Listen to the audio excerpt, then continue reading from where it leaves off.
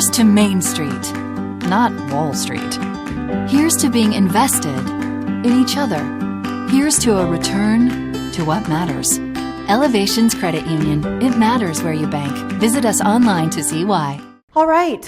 Well, again, we had a few more folks trickle in. My name is Charity Vermeer Cornelison. I see some familiar faces, which is always a surprise and very exciting that people come back. So thank you for that. Yes, you are here for the 2014 Annual Commission Update. The ever-enticing, exciting, life-changing, mandatory. Just by the title mandatory, we know we're excited to be here, right? So here's how our afternoon together is going to look. We'll take a break, probably about an hour, hour and a half in. The restrooms are right around the corner over here, so they're close by the escape route, so that's good. If we can make sure our cell phones and tablets and all of our toys are on silent, I would sure appreciate that. There is a little quiz at the end. We're going to pretty much do it together. Don't worry about it. It was kind of funny at the instructor training last December. They said, well, it came to our attention that some of the instructors are teaching to the test. So, and we don't want you to have to do that. So now it can be open book, talk to a friend, call a lifeline. So we'll take a stab at it and then just go over it together at the end. So don't worry about the test. The real test, as you guys know, is when you walk out those doors and have to try to function out there. All right? So I do want to just make one last call. Everybody got a packet and you got your little card. Okay? So if you would please fill out this card. This is how they're going to register you for your CE credit. We have to have this card. If we don't get the card at the end, we won't get you 4 hours of CE. And as awesome as this afternoon is going to be, I'm thinking you want to get your CE credit, right? So make sure you fill this out. Please make sure that you get it to me at the end. I was just chatting with Julie from the Colorado Association of Realtors before class, and she said within about 3 weeks, I told her I'd promise by 5 o'clock tomorrow so we can all tease her. But she said within 3 weeks you'll get your CE cert by email. Okay, so be watching that. I know sometimes I think because it comes from the no reply, so I think it goes into some folks' spams folder, so be watching for that. If you don't get your CE cert, give us a shout here in about a month and we'll get you taken care of. But we've got to have this. Okay? Alrighty. How do they come up with the material for this outline? All the lawsuits, the problems, complaints. That's always a nice, healthy chunk of the outline. So as usual, we'll kick it off with some compliance problems. You're right. What else?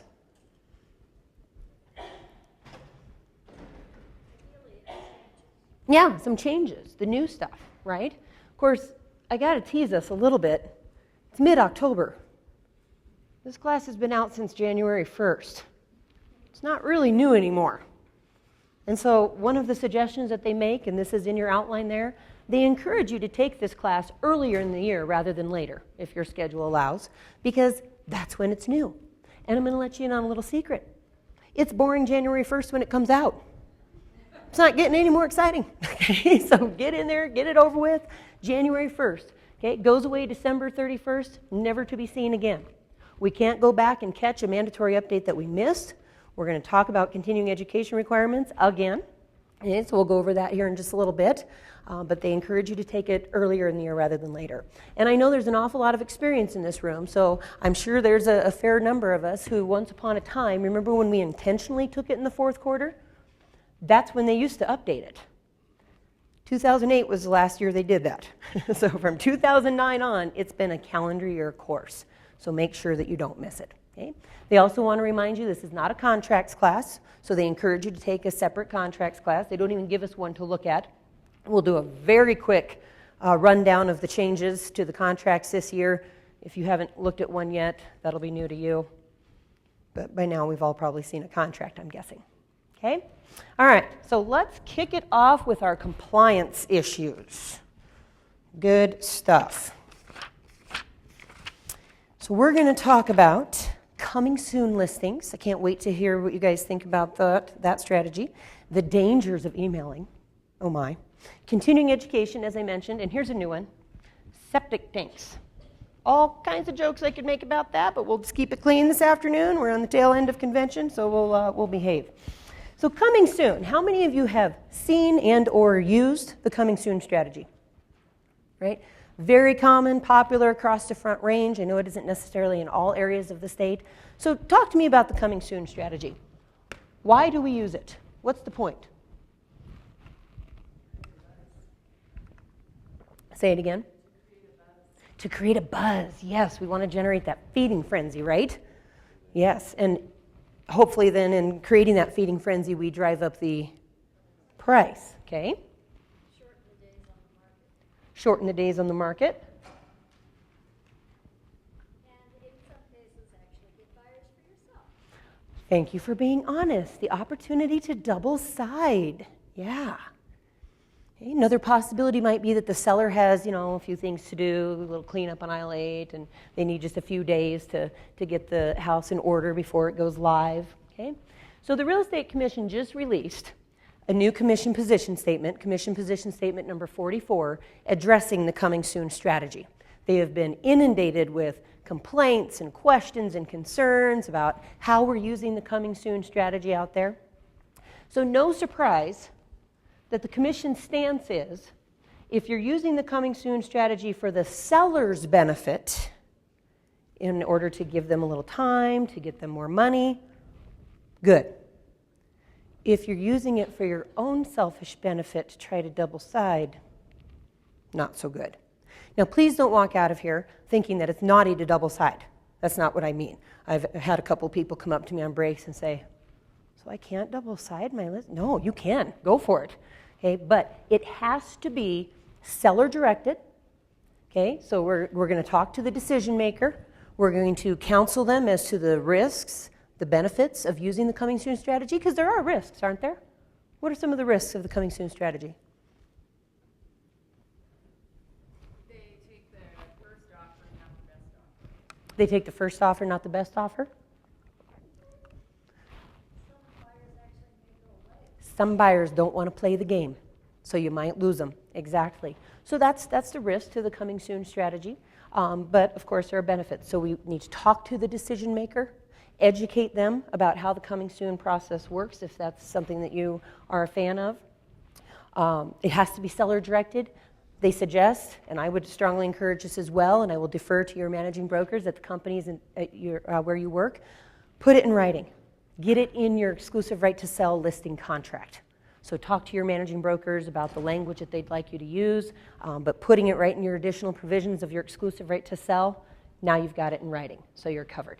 That way, if somebody were to get cranky and call up the commission and say, Charity's got a sign in the yard, and I don't know what's going on with her listing, and we think she's up to something, I have it in writing with my seller. Okay? So I really hope that we are taking the time, and I'm trying to not be a fuddy-duddy with technology. Like, I appreciate the conveniences of technology, but my fear is we don't talk to people anymore.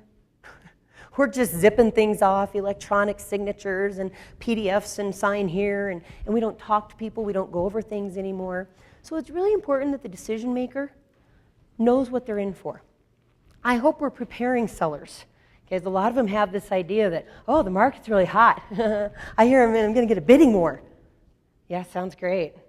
But it's very, very stressful.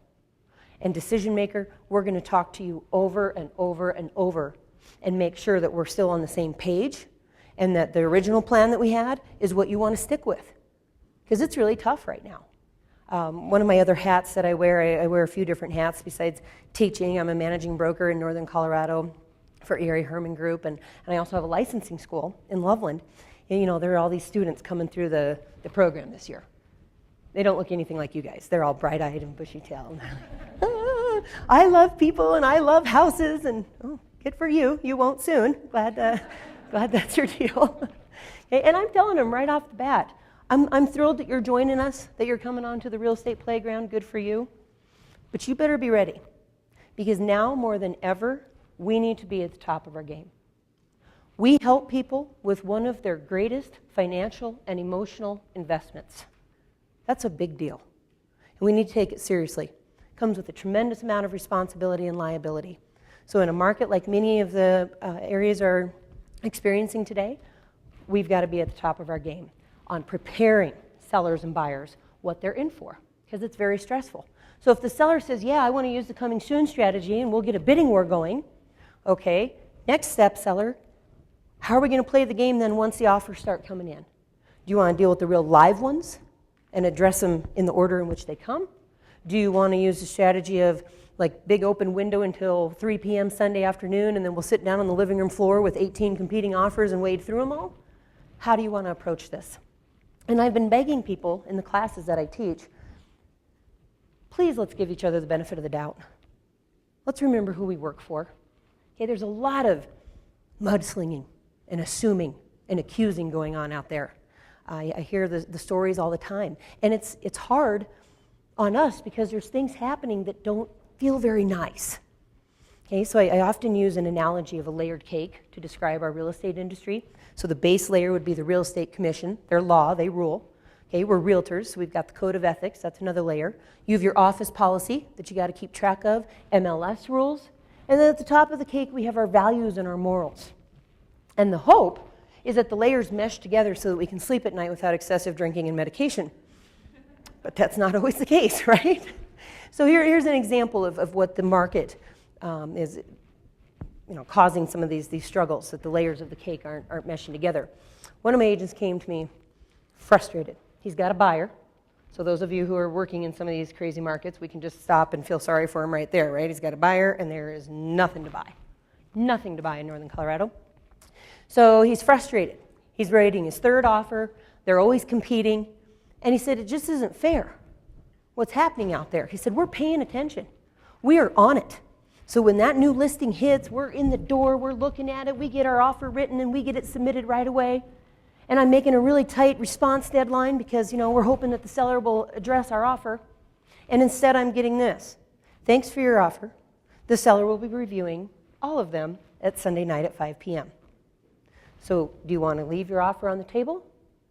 And I've used that, tactic of trying to get people to respond. But we all know the acceptance deadline is not a response deadline. It's acceptance. And you cannot force the seller to respond. So truly, the purpose of that acceptance deadline is, buyer, how long do you want to leave your offer on the table? How long do you want to leave it out there? And then if it expires, and if the seller says, hey, we would like to select yours, are you still in the game or aren't you?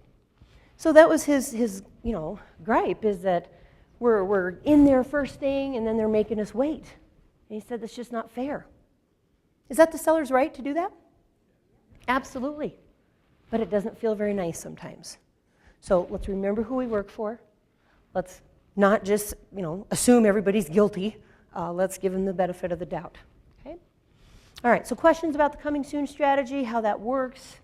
Okay, just remember, seller's benefit, good to go.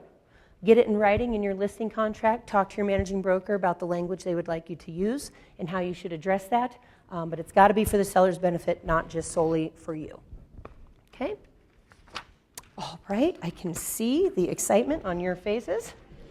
We're off to a good start. Let's talk about, and I apologize, I have to keep drinking water because when I was listening to Marcus before the class, and he had to keep getting drinks of water because he's recovering from the junk, so am I. It's apparently going around, so forgive me for that. All right, the dangers of emailing. So here's what happened, practical situation. The buyer's broker submits an offer for the buyer. The seller counters. Before talking to the decision maker, the buyer's broker fires back an email that says, that'll never work for my buyer. Can't you picture it? I think of him as the Frank Azar of real estate, the big bully negotiators for their clients. That's not going to work.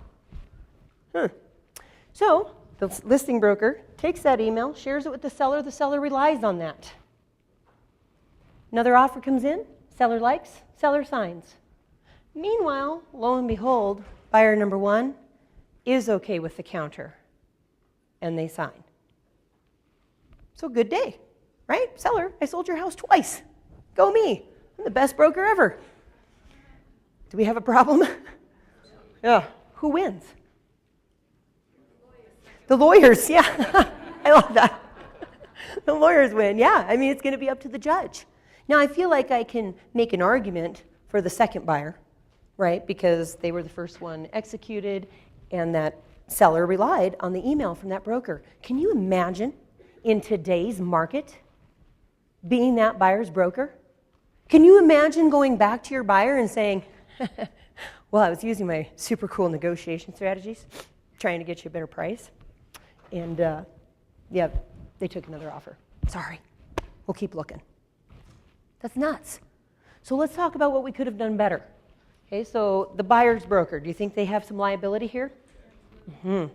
Please, please don't speak for your decision makers. You've got to check with them. And I hear it all the time. Oh, that inspection resolution isn't going to fly. Really? Is your client there with you? Like right now? Are you talking about it as we speak? Don't speak for your decision maker. Okay? Stay within the realm that they give you for negotiations, but don't speak for them.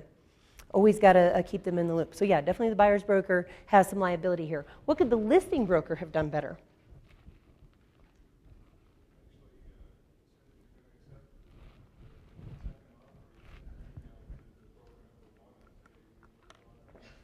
Yes, bingo. Rescind that live counterproposal that's out there. Okay, and a lot of times I'll get the question, well, how do I do that? Does it have to be in writing? I would use every method of communication possible. Call them. Of course, nobody answers their phones anymore. Text them, Facebook them, tweet them. I don't care, but we got to get the message across.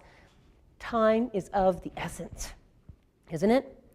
So, fun story. I was teaching up in Steamboat earlier this year, and one of the gals came down to me at the break. We were doing this class, and she said, "Where do you work again?" I said, "Erie Herman Group," and she's like, "Is so-and-so one of your agents?" "Yeah, she is." She said, "Well, we're writing an offer on a condo that she's got listed there in Fort Collins because our kid's going to go to CSU, and so we're going to get this condo." So this whole thing plays out during class. So I'm pretty sure she wasn't listening at all, but that's okay. I'm good with that. I'm used to it. So she had told my agent, I'm sitting in Charity's class, so we have to email and text. Can't talk on the phone. So she submits the offer. My agent sends a counter, and I don't know exactly because the name was in the counter, but the signature lines didn't print, so I'm guessing maybe she forgot to check the boxes or something for the signature lines to print. And you know, my fear is, especially in our days of technology, that would have hung some people up. You know? Not this gal. She printed it out, and this is going to shock you, so I'm glad you're sitting down. She used a pen and drew in a line and signed it. And she scanned it and she sent it back to my agent and she said, you know, the signature line didn't print, so I just drew one in there, got it. At the same time, my agent is sending her an email saying, the counter is rescinded, the seller just got another offer they like better. 1 minute difference in those emails. The gal sitting in class in Steamboat was first. She won. So we can't dilly-dally around with conveying notice of acceptance or if we've got to rescind something. I mean, it boils down to time is of the essence and those minutes are critical. Okay? So as much as I'm trying to be a fan of technology, I get it, but guys, we got to follow up. I mean, I have heard stories in classes like these, people tell me that, you know, somebody emails them an offer Friday night, and I know we're all supposed to be plugged in 24/7, but then, you know, Saturday morning, here comes the angry call. Well, why haven't you replied to my offer? When did you send it? Man, I was trying to take a night off. I thought I'd go see a movie or something, and we don't even let each other know that we're sending offers. It's just crazy. So communicate, all right, and follow up to make sure that things are getting done. Yes? What's the technical or the legality for the rescinding? Is it when a broker receives it? Yes. So when something is rescinded, so notice is considered to be in effect when we receive it. Okay, Section 27 of your contract, notice is in effect when we receive it as the firm or one of your clients. So yeah, when we get that notification, then it's... Yeah, I'm not as familiar with CTM because we use a different program up north. We're the weirdos in the state. I mean, I don't know anything wrong with it. Okay. All right, so questions about the dangers of emailing. Just follow up. Okay, let's communicate with each other. Okay, continuing education. Yes, ma'am. So if earnest money had been delivered with the offer, okay, and then the seller is countering and that earnest money is going back with the counter, I mean, until it's executed, you just have a check floating around, which makes me all kinds of nervous in and of itself.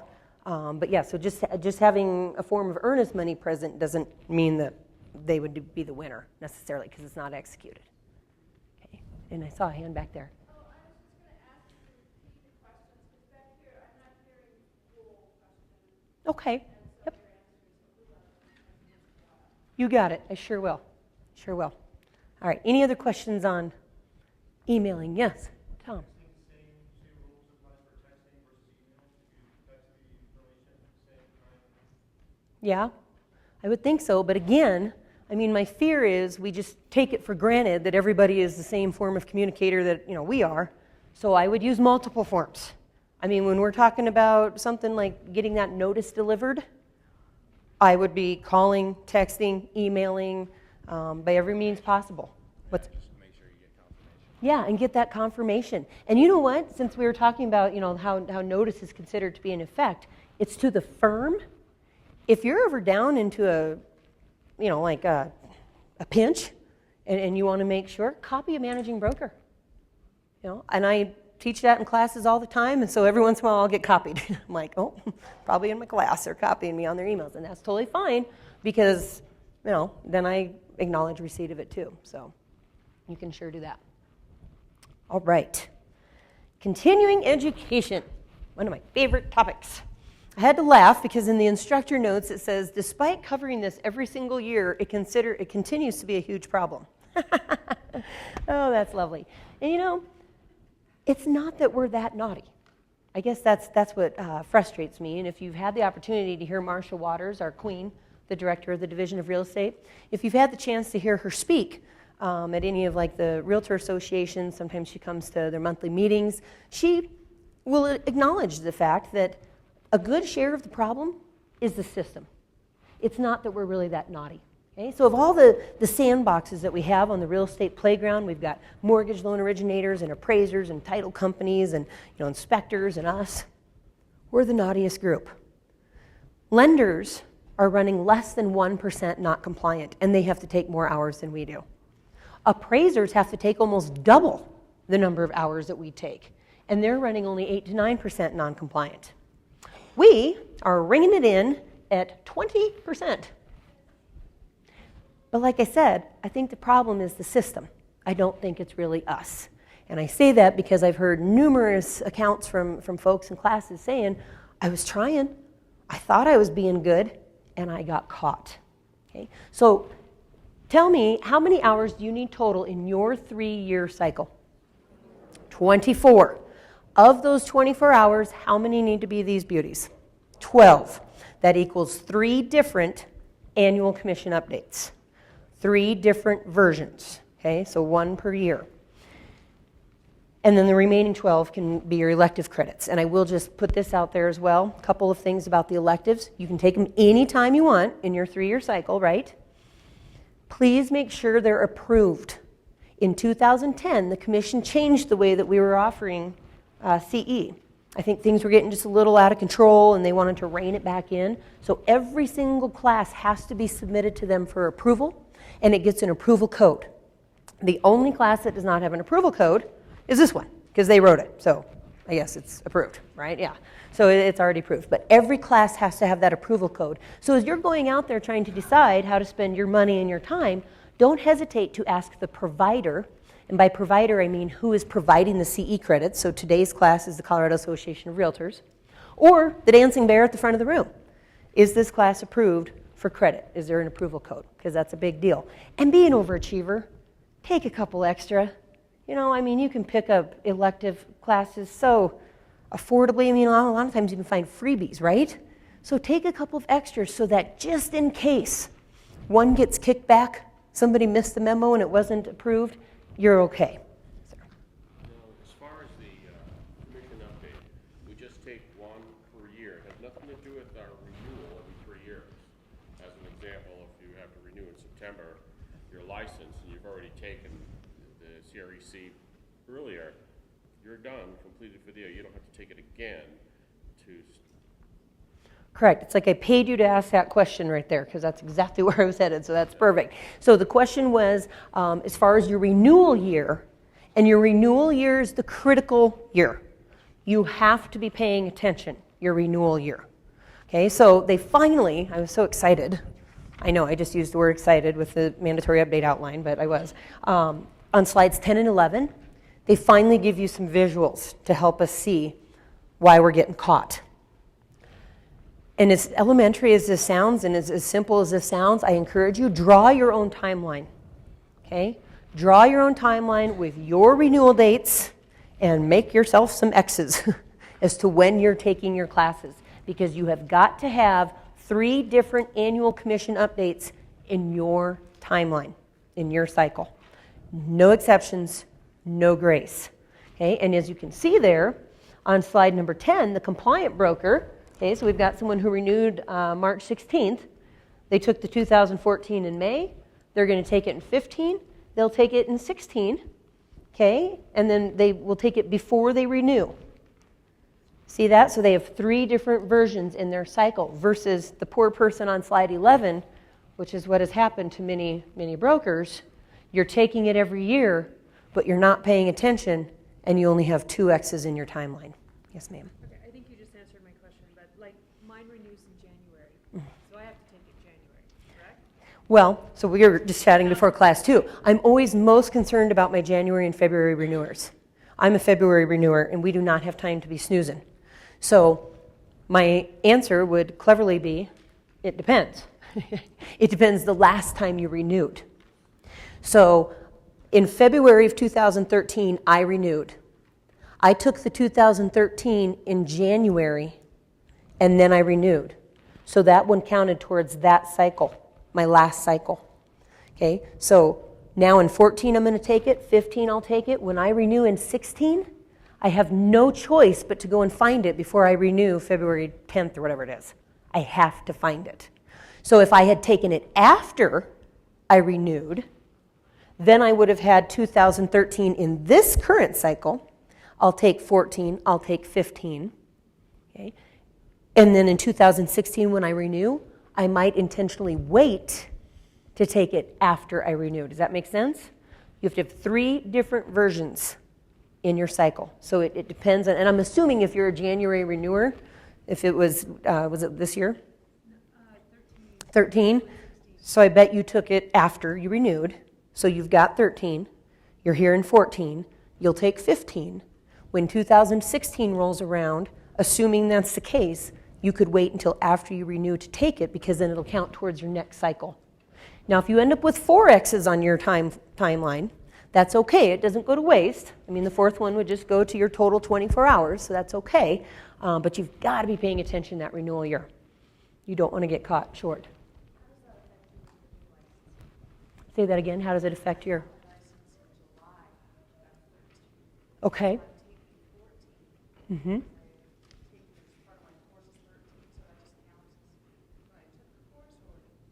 So you got your license in July of 2013. Her question was, how's your cycle going to play out, right? So you did not take anything for the remainder of 2013?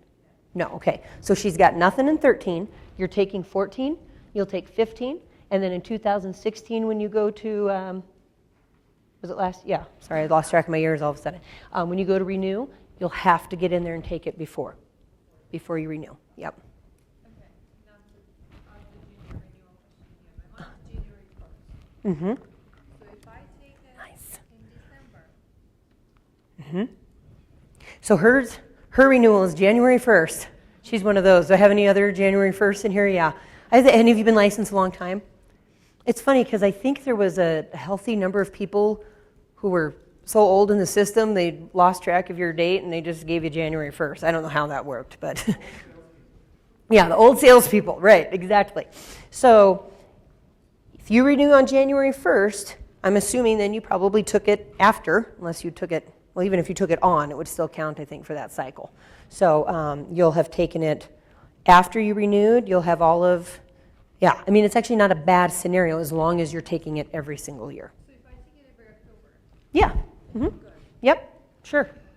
Yeah, and that's a lot of people like to take it around the same time every year because then, you know, you're you got that ingrained in your head and then you're got your system in place, so that's sure fine. Or you could get wild and take it earlier when it's new and boring. All right, so just make sure that you draw your cycle out. And I know people are starting to pay attention to this because now I'm getting the calls, usually in the first quarter. You know, Charity, I'm going to come take the mandatory, but I renew this year. Should I take it before or after? Well, it depends. It depends on your last renewal year. Did the X fall on this side of the renewal or that side? Okay, so that's what you got to pay attention to. So let's talk about what happens if we get caught. Okay, they're doing audits for CE credits every quarter. They say they're going to do approximately 10% of the licensee population, and if there's 39,000 of us, somebody really smart could figure out what your odds of getting drawn are. I thought for sure I would get caught. Doesn't that seem like some law, Murphy's Law or somebody's law, that I should get audited, but I haven't. And if you remember, I'm sure you all keep track of the test questions like I do. 2 years ago, there was a test question. How many years do we have to keep our CE certs? 4. 4 years. Or you can be super paranoid like me and just keep them forever. Okay, so 4 years. So think this through. They have to have a complete cycle to audit. They can't audit me mid-cycle because that wouldn't be right. I would have more time to take classes, right? So if I have to keep my CE certs for 4 years, they'd almost have to catch you within a year of your renewal, because otherwise I can start throwing away my CE certs from 4 years ago. So if you renew, that might be your hint to get it together. Okay, get your CE certs rounded up. I encourage you. I mean, if you've got a file folder that you keep them in, but I would have a backup of a backup of a backup. Scan them. I've had people take pictures of them in classes, make copies of them and mail them out in your holiday cards, whatever you got to do. But there is no grace. And I can tell when the audits hit because my voicemail and email blow up more than they usually do. Charity, I just got my audit, and I know I took the mandatory from you. Do you have my certificate? Yeah. Help me help you. Probably do 70 of these a year. I don't have a clue where to start. So do you remember where we were sitting? Was it chilly outside? Were you wearing a jacket? Like any little hints that you can give me so I can search my calendar, and then I'll try to help people track it down. So I would make sure if you renew that you've got everything rounded up. Okay. So if you proactively foresee that you are not going to be compliant.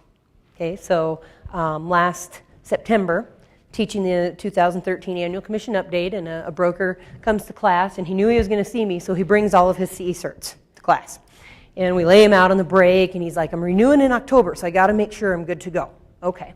So we lay them all out, and I see contracts update and a couple of other electives, and then he's sitting in the 2013 mandatory, and I said, your electives look lovely.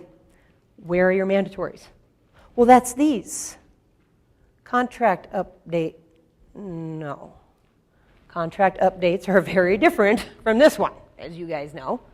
So, then I had to be the bearer of bad news that no, that's not going to work. So he knows he's not compliant, and he didn't want to take a chance. So if you proactively see that you're going to be in trouble, you have 3 exciting doors to choose from. You're going to love this. Your first door is you could take 72 hours. Just want that to sink in for a moment. 72 hours of what's basically pre-licensing material. Well, that could be a good review. That might not be so bad. Or door number 2, which in my humble opinion is probably the most attractive option, you could take a class that they released last year, it's new, called the Broker Reactivation Course. The Broker Reactivation Course is designed for 2 types of people. First person is someone who has been inactive and or expired for no more than 36 months cumulatively. You will probably see that in the form of a question. 36 months cumulatively, no more. Okay? And they want to get back on the playground, so they could take the reactivation course to get back on the playground and reactivate their license. Or the other type of person is the guy who was standing in front of me in class. He knew he was not compliant. So the reactivation course is the only class, it's 24 hours, that completely meets your 24-hour requirement. So you could go and sit in class for 3 days or take it online, and your 24 hours would be met for that cycle. And they allow us to take this class every other cycle. So you can't take it every time, But every other cycle, you can take this reactivation course. And the third option, which makes me a little nauseous every time I say it, you could take the Colorado exam. I would quit the business before I take that test again. I don't tell the students who are getting their licenses that. I'm like, oh, you got this. It's no problem. I would quit. Don't want to take that test again. So those are your 3 doors if you can see that you're not going to be compliant. If they catch you, okay, so you don't draw your timeline and you get caught in an audit, they're going to fine you and they're going to give you punitive education, which is hard for me to even say, but what that means is they're going to give you classes, a certain number of hours, and they don't let you choose the subjects, I'm told. They'll tell you what you have to go and take, and it's above and beyond your 24. It does not count towards your 24 hours total. Okay? So let's look at, we always have a volunteer, right, to be a case study. Look in your outline there on slide 17, Mr. Black. Mr. Black gets his audit notice, so he whips himself up some CE certs. Good call. Sends them in. They catch right onto this. They send them back and say, no go, these classes are not approved. So I can see how this would probably play out. I bet he wandered around the office and talked to some of his buddies and said, hey, I want to see your CE certs because I just got my audit. And so he whips up now some approval codes, makes himself some new fancy CE certs, and sends them in. But now they're on to him. So they contact the providers, which they will do, okay, to confirm that, hey, we got the CE cert. Was he actually there? So that's why providers will always have you sign in, or they'll make copies of your CE certs or the little cards that you guys filled out today. That's our record that you were actually here. So when they contact the providers say, who? What? He wasn't in class. Turns out the commission takes forgery fairly seriously. Who knew? So let me tell you what they would have done to him had he just fessed up. And guys, if you ever get yourself in this situation, like you miss a year, you're so busy, or I've heard it all, health issues, babies, travel, whatever, you miss a year, or you lose your CE cert, can't find it, just take the punishment. Write the check, go take the classes, and move on. Okay? Had he just fessed up, they would have given him 8 hours of punitive CE, and they would have fined him $250. Instead, they publicly censored him, which means they published him in the newsletter that I'm not sure most people read, but they publicly humiliate you. Fined him $6,000. Yep. And he's no longer with us. Revoked his license, kicked him right off the playground.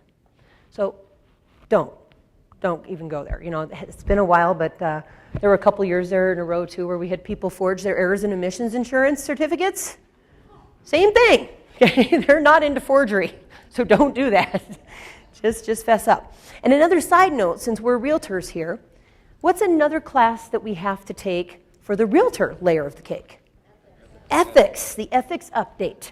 Okay? So did you know that the National Association of Realtors, they're the one that's part of the Realtor Holy Trinity, you got national, state, and your local. They're the ones who require that ethics update. They require us to take 2.5 hours every 4 years.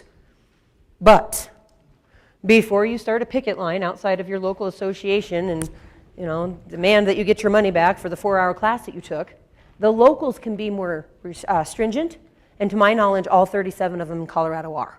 And that's where it really gets fun. As a managing broker, I have to belong anywhere that my agents want to belong, so I think I belong to, I've lost count, like 8 different associations. And so when my agents come to me and say, do I have to take the ethics update this year? I don't know, where do you belong? Let's try to figure it out. Because Fort Collins requires 3 hours every 4 years. Loveland requires 4 every 3. So, and then it's all over the place. Well, I wanted to mention the ethics update so that this doesn't happen to any of you, like it happened to a gal that I know in Fort Collins. She went on to Realtor.org, took the free 2.5-hour ethics update on Realtor.org, printed out her certificate. She unfortunately was not an overachiever. She did not take any extra elective credits. So when she got her notice, she sent in her CE certs. Guess what it says in fine print at the bottom? Not approved in Colorado. Okay, so it's the ethics update on realtor.org is not approved for CE credit in Colorado.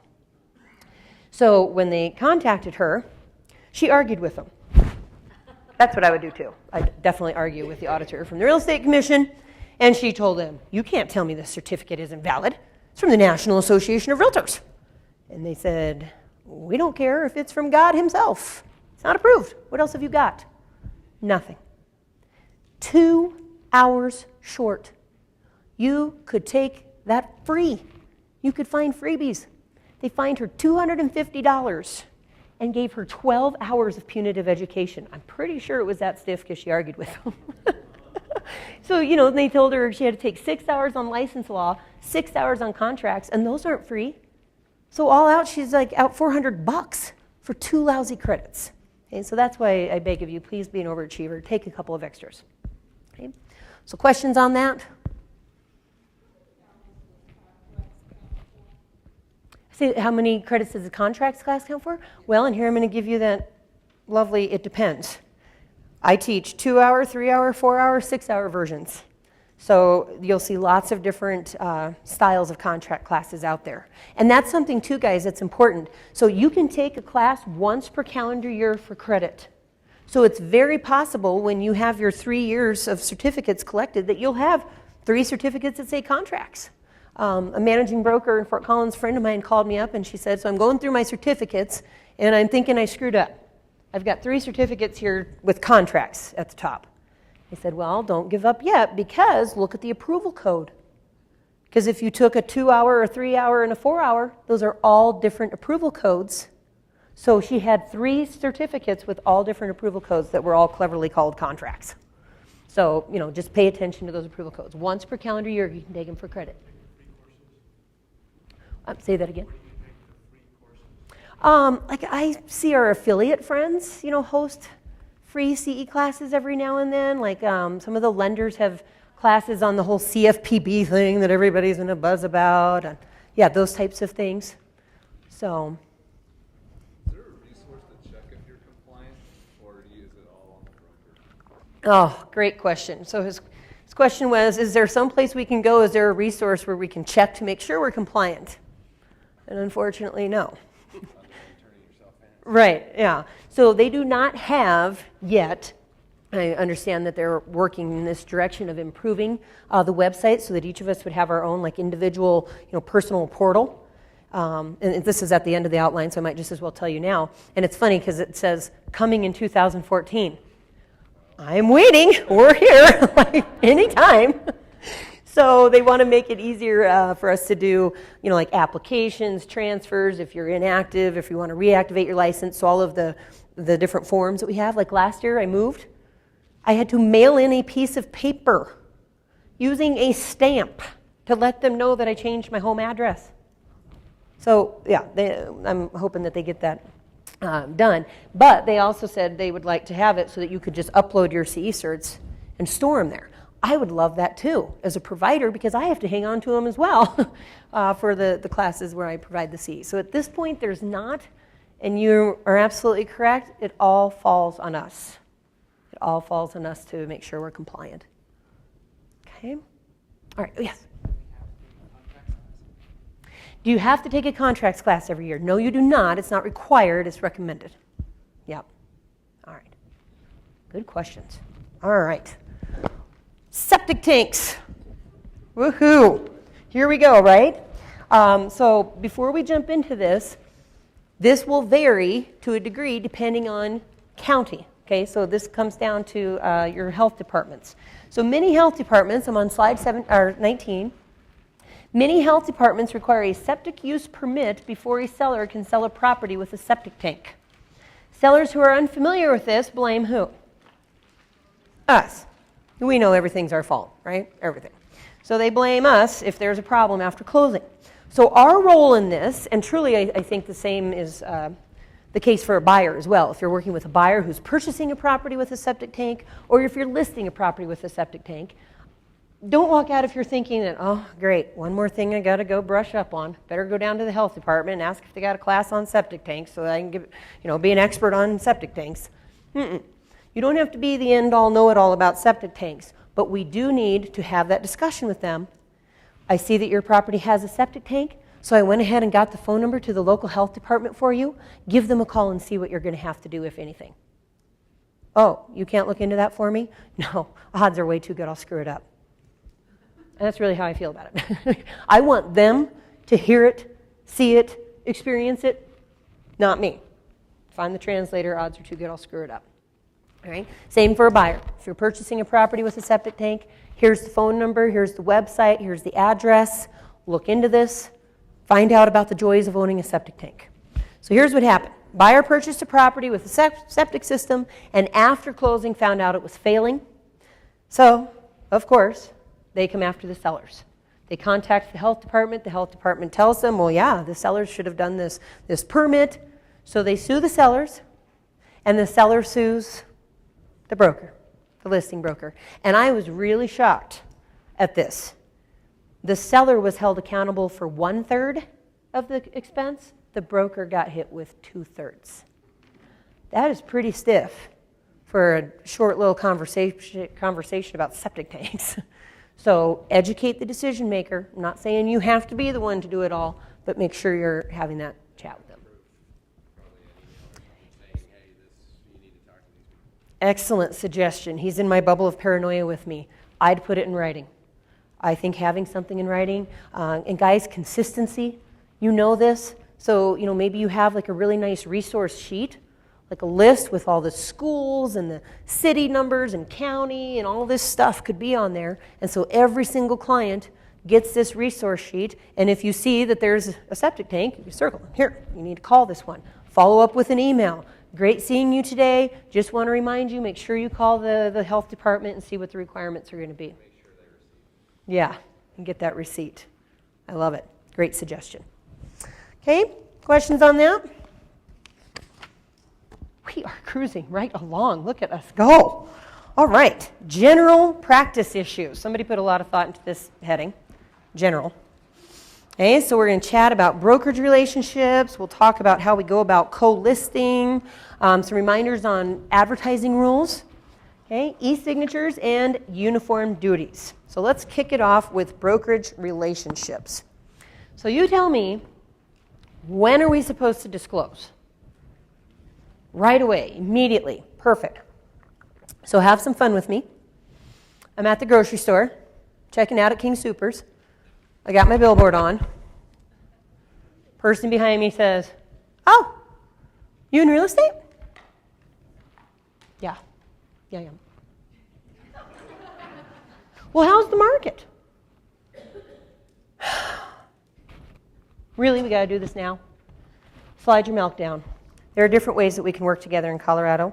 One is as an agent, one is as a transaction broker. No, you don't have to bust it out on the conveyor belt.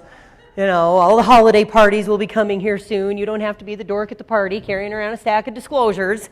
So when somebody says, "How's work?" you go, hold my beer, hold on. There are different ways that we can work together. No, we can talk shop, right? So the commission wants us to be making that disclosure prior to asking for or receiving confidential information. And this is where it can get tricky. Are you guys ever fascinated at how quickly total strangers will just spill their guts? It's like, whoa, that just hit me. So let's do an example. Let's say I'm listing my parents' home, and because of that relationship, I'm going to be their seller's agent. I'm not checking the box in the exclusive right to sell that allows me to transition into transaction brokerage. I'm going to remain their agent.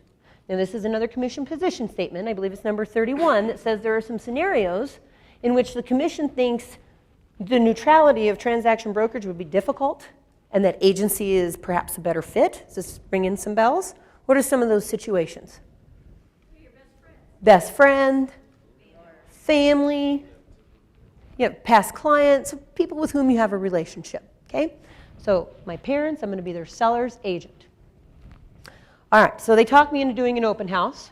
So I put my usual amount of effort into open houses that I used to. I show up 10 minutes late and put out my tent sign with a dilapidated balloon flopping around in the wind, and I go inside and I lay on the couch. Which is literally how I used to do open houses, probably why I didn't have much success. So I hear the door open, I pop up, welcome, come on in, here's a flyer. Make yourself at home. My mom made some cookies. They're pretty good. Holler if you need anything. And they make the rounds. They come back. Well, how's the market in this area? It's crazy. How about this particular area of Fort Collins? Like 7% appreciation this year already. What are interest rates doing? What, do you live in a cave? They're awesome. We good so far? Other than my total lack of social skills, but disclosure-wise, then it starts to shift. Well, what are the schools for this area? It's right there on my flyer.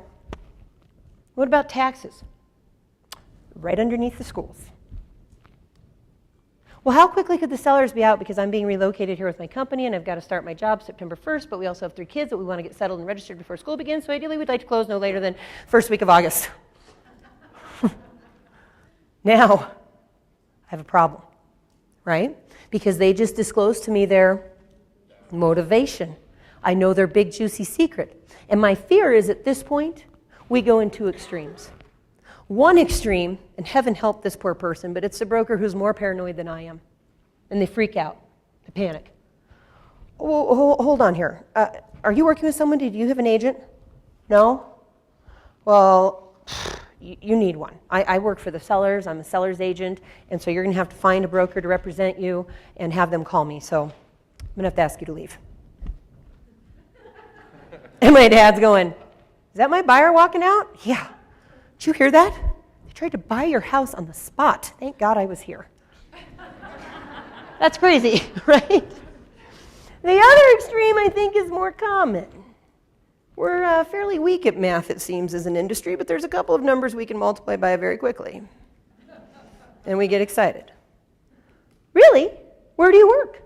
Oh, I'm familiar with that company. Oh, so let me guess, you have a relocation package? Oh, I know how that works. Good for you. Yeah, they cover everything, don't they? That's awesome, nice. And you said 3 kids, how old? Oh my gosh, I have a 3-year-old too. You want to see his picture? And we bond, and I write it up, and I run over to mommy and daddy, and I say, I take back everything I said about open houses. I'm a reformed believer. These people came in today. They've got relocation benefits, so they didn't ask for a concession. They've got to move quickly, so get the boxes out of the basement. And mom and dad, you know that price reduction that you signed a couple days ago? Well, thank goodness you hired the laziest broker in northern Colorado because I haven't put it anywhere yet. I got you full price. How do I get caught? Let's fast forward to closing. My dad was a broker, so he's got the gift of gab. He's retired now. I can see him at closing sincerely shaking that buyer's hand and saying, we just want to thank you again. I think we're just still in a state of shock at how smoothly this whole thing went. Just yesterday, dear, didn't we say this must be a God thing? Because Charity, remember you didn't want to do that open house that day, but we talked you into it, and then you nice folks came in, and it just couldn't have been any better with your relocation benefits and to have everything paid for, and to get full price because you didn't put that price reduction anywhere. And I'm going, yeah. And by the way, buyers, could you just sign this broker's disclosure form? See where my office manager put that sticky? You're a customer. You understand they're my parents. And now we have a buyer who feels harmed. And the commission is getting, consumers are calling in and saying, well, my broker said they were a transaction broker, but then at the closing table, some things were said, and it came out that they've been best friends with the other side for 20 years, and I started thinking that maybe they were more on their side than mine. Okay? So we have to pause. I know there's nothing sexy about interrupting conversation to talk about brokerage relationships, guys, but we have to. They have to know who they're talking to. So when those buyers come in and they, switch gears with the conversation, got to put the brakes on. I'm happy to answer your questions for you, but let me just quick share something with you. There are different ways that we work in Colorado. One is as an agent, which is like a coach. One is as a transaction broker, which is like a referee. Whatever your spiel is, I'd keep it short because they're going to glaze over just like all of you are. Okay? Keep it short. On this particular property, I am an agent for the seller. They're my parents. So what that means to you, Mr. and Mrs. Buyer, is everything you say to me, it's as though you're saying it directly to my parents. If there's something you don't want the seller to know, please don't tell me. Other than that, I'm happy to answer your questions about the market. I can give you statistics and demographics. I can give you a list of lenders. I can give you a list of inspectors. If you'd like to make an offer, I can fill in the blanks of the contract. And on a really good day, I can tell you what the paragraphs say. Why can I provide service to someone who will be a customer? I've disclosed. What did the sellers hire me to do? Sell the house. So by providing service to a customer, I am advocating for the seller. And I don't know how to make it any simpler, and I'm always anxious to hear suggestions, but I don't know how to make it any simpler for someone to understand that what you say to me goes straight through. I'm going to blab. What about if you check the box where you're going to be transaction? If Perfect. you disclose that, and you could just do the Yep. Bingo. So if I had checked the box that allowed me to transition into transaction brokerage, was this question, then it's going to be very similar. I still want to put the brakes on and say, let me just share something with you real quick. But instead of I'm their agent, the seller has, we've discussed that I'm going to transition into transaction brokerage. So what that means to you is I'm neutral. Your secrets are safe with me, and the seller's secrets are safe with me. I'm the vault. Okay? So yeah, very, very similar discussion.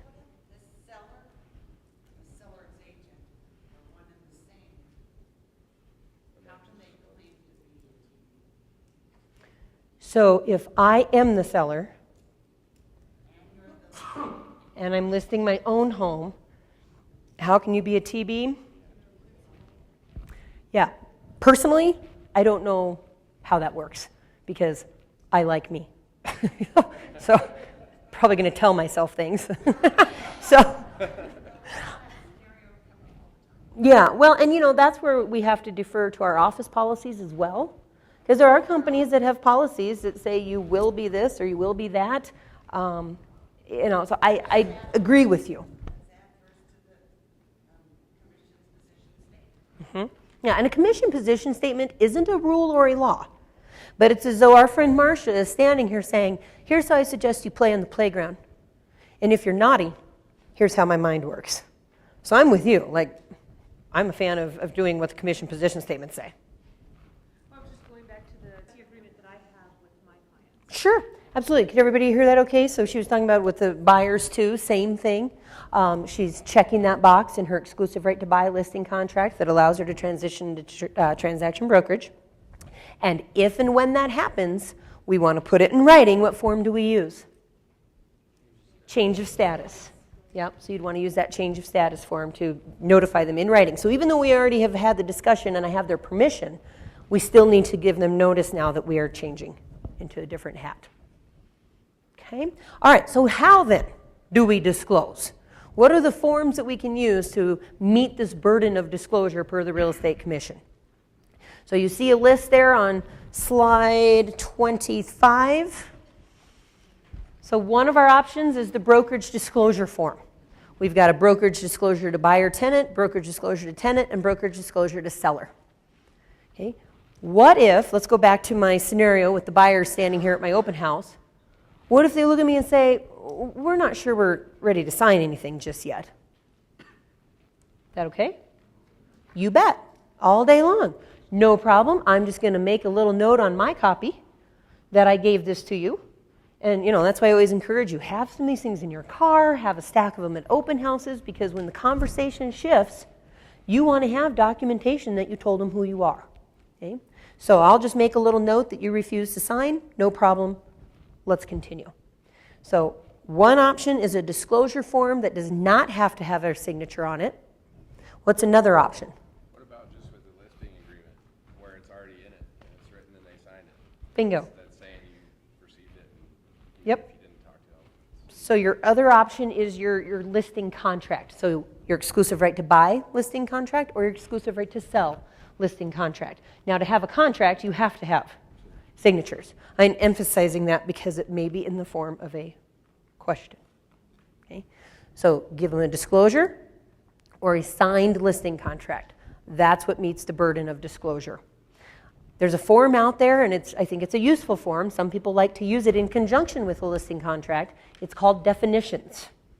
That form alone does not meet the burden of disclosure. So don't let that one confuse you. It looks very similar to the brokerage disclosure form, okay? But it stops with just the definitions. There's no boxes to check and all that fun stuff. Okay? All right.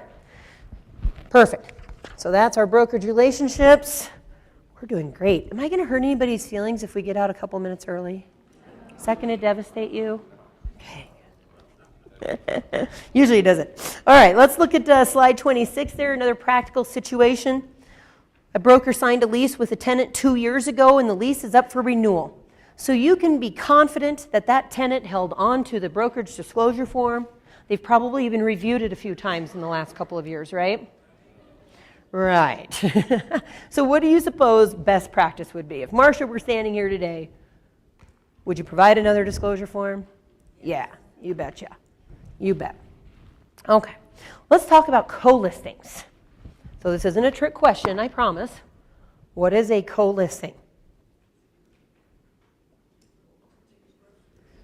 Two brokers. Okay, so for whatever reason, maybe somebody gets to go on a vacation, so they say, hey, would you buddy up with me, let's co-list this so that you can cover my business for me while I'm gone.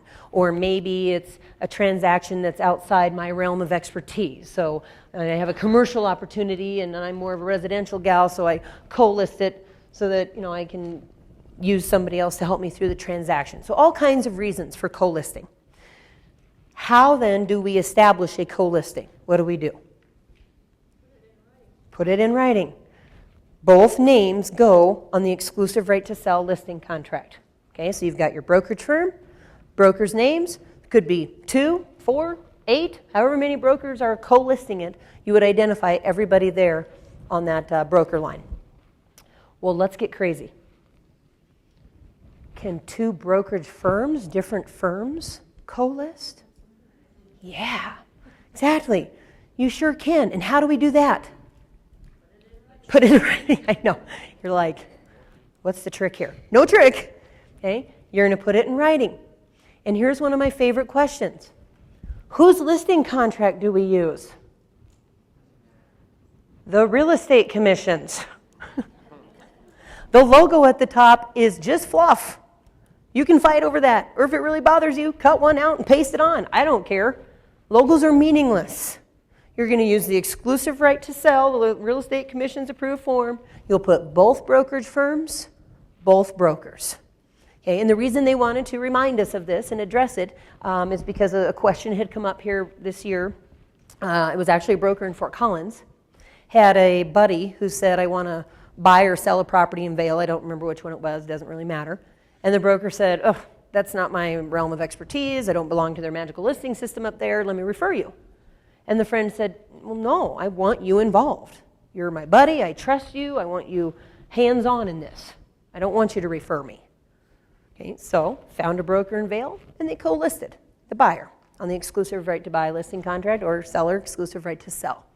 So it certainly is possible and very doable. Lots of reasons why you might take that route. The key is when you're co-listing, it's co-responsibility, co-liability, co-paperwork. So both firms have to have a complete file. So you both have to have all of the documents for your file.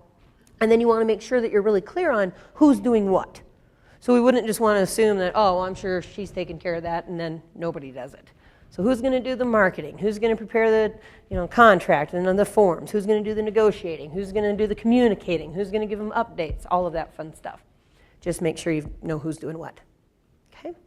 Yes? What do you do when one of your co-brokers leaves or your co-listing leaves? Does it change the status or a whole new exclusive right to sell? So if one of the co-listers leaves or you want to end that relationship for whatever reason, I would think, and I would ask your managing broker, but I would be okay with an amend extend with broker, correcting then who the designated broker is. Or if one of them transferred into a transaction out of that. Oh, so if one of them transitioned into transaction brokerage, okay, so that's a good question too. The relationship that you establish applies to both of you. So you would transition, like basically then you're one unit, you're an entity. So teams. Okay, a lot of times teams will co-list in essence because the team is a unit So everybody on the team would be identified there as the designated broker. So if one person is transitioning, the whole team is transitioning because that relationship applies to all of them. Okay. All right. Any other questions on co-listings? Wish you could see your faces. You're furiously taking notes because this is life-changing stuff. All right. Advertising rules. We're making really good time. We'll do this and then I'll give you guys a stretch. Advertising rules. So this is just a reminder because they're seeing some issues out there. We're going to talk about a few examples. But all advertising that we do must include what? The brokerage firm. Okay? So you always got to have your brokerage firm in all forms of advertising. The only time from the commission stance, if you look there on slide 30, that wouldn't necessarily be the case is on your own personal property. Okay, you'd still identify who you are, of course, that you're licensed. But then if it's your own personal property, you wouldn't have to have the firm. However, we need to know our office policies, right? Because a lot of firms have policies about how we handle that. So some things to keep in mind in regards to advertising. If any of you are in the habit of sending out maybe a quarterly newsletter, or maybe you do postcards or something like that, or maybe you're posting information on your websites, your blogs, whatever the case may be, just be respectful that we're not taking credit for other people's work. Okay, so they give you a suggestion there on slide 31 to include a little disclaimer. All reported sales were not necessarily listed or sold by me. Okay, I wish I had, but I didn't. So, we don't want to take credit for others' work. And I think a lot of times this happens unintentionally. I've got a couple of gals, their team at my office, and they put together a really nice marketing piece. They farm an area in Fort Collins, and so they put together this beautiful, big-sized postcard, full color, pictures, sold in 28 days, under contract in 2 minutes, and all this stuff. And, market's hot, call us if you're ready to sell. Didn't have a little disclaimer on there. Guess who lives in the neighborhood? Yeah, the broker. So here I get the email, scanned copy of the postcard, and I know him really well. He's quoting statute. I'm like, wow, there's a lot of big words in here. I got it. I'm good. So I went to my gals. I said, hey, when this went out, it looks like you guys did these sales, and you didn't. You had nothing to do with any of them. So just including that little disclaimer, and they had no intent. That didn't even dawn on them. So I said, next time, let's just make sure we do it right. Okay, so putting that little disclaimer, a note that this data is intended just to show you market trends, something of that nature. Excellent question. So if you were part of the transaction, you got it. All day long, take credit for that. And I am glad that you mentioned that you're on the buyer side, because I often think buyers brokers forget to take credit. It took two of us. So listing brokers are usually in the habit of mailing out the just listed, just sold, and all that type of stuff. But there's no reason that the buyer's broker can't take credit as well. Sure. I do a marketing piece as everything active under contract and sold, and I put the company that's associated, whoever has a listing, by each address and information. Do I not actually have to do that? I thought I did. No. So her question was, because there's like a newsletter or something like that, and you're putting every single firm next to every single property? If you just put a little disclaimer that said, I didn't actually sell any of these, I wish I had. And yeah. Or you could separately identify and say, these properties were sold by other firms, and you could do this little disclaimer. They were not sold by me, and then you could separately identify, and these are the ones that I was involved in. You could do it that way, but yeah, you don't have to. Mm-hmm. Yep, just say, not mine. On that note, I got a little email from them. So if I followed you correctly, if it's active or under contract, so it's not sold yet. Not sold yet. You can't put the house number? You cannot put the house number. And I had. That's weird. I can specify that you don't advertise the street address. Oh, sure, yeah, in section 9, there's a space where you could say, no, it's not going to go in. You can't see the listing contract. You don't know if that particular. Yeah, which I think is weird, but Yeah. who am I? Actually, I pulled out the it's an MLS rule, not a commission one, sorry. Oh, it's an MLS rule. Okay, that makes a little more sense then. MLS rule. MLS rule, it's the Denver MLS. Metro list. Okay. Did I see another hand back there?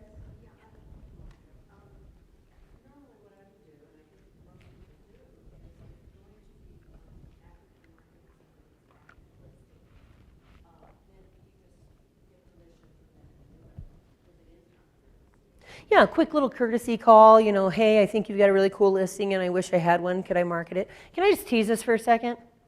I love how bent out of shape we get over people marketing our listings. I mean, heaven forbid somebody sell it. Who cares? More power to you. Take it and market it all over the place. It's my listing. It's not going anywhere. Good grief. Choose your battles, right? Yes. How do we define advertising? Is a letter to a farm considered advertising, or does it have to be in the newspaper? It's like I paid you to ask that right there. That's perfect. So let's talk about what all falls under this giant umbrella of advertising. Okay, so we can continue on here in this section in our slides and where they've seen a lot of violations. But yes, I would think that letters that you're mailing out, postcards, newsletters, your blog, your sites, all of that stuff. Anything that can fall under what the commission refers to as a call to action is advertising. And so some of the examples that they gave us at the training were, we're going to talk about Facebook here in just a minute, things like 2015 is going to be a great year, call me if you're ready to buy or sell. That's a call to action. I'm sitting at an open house this afternoon, come see me. Call to action. So all of those posts, tweets, things that we're, blogging, all of them have to be branded with our brokerage firm. So let's look at some examples. They've seen lots of violations on places like Craigslist, Facebook, all of these popular sites that we're using. So look at slide 34. I keep thinking how funny it would be to be the broker who wrote this. You're sitting in class, you go, oh, whoa, that's me. So $400,000 townhome for sale in Greenwood Village. Click here for more information. Oh, and look at that list, all those lovely features. Oh, that sounds pretty. Sure would like to buy it. I just don't know how to. There's no brokerage firm, there's no broker, there's no contact information. So I think we have to add another layer to the cake called common sense that we're missing here. So yes, this would definitely be a violation. Now it is good to note, and I think they're going to come out with more, well I know they are. I just heard Marcia speak last week and she said they're going to be coming out with more direction as far as all the social media sites that we're using and things, but she commented that links are okay. So this could have been all right because, the problem is on some of these sites you have limited space. So how am I supposed to fit, check out my new listing at 1234 Happy Street, listed by Charity Vermeer Cornelison, broker, Herman Group, how am I supposed to fit all that? And so you can use a link so long as then when somebody clicks on your link, it takes you to a page that is all properly branded and identified. So it could have worked, but we just didn't quite get the job done here in this one. We got another one.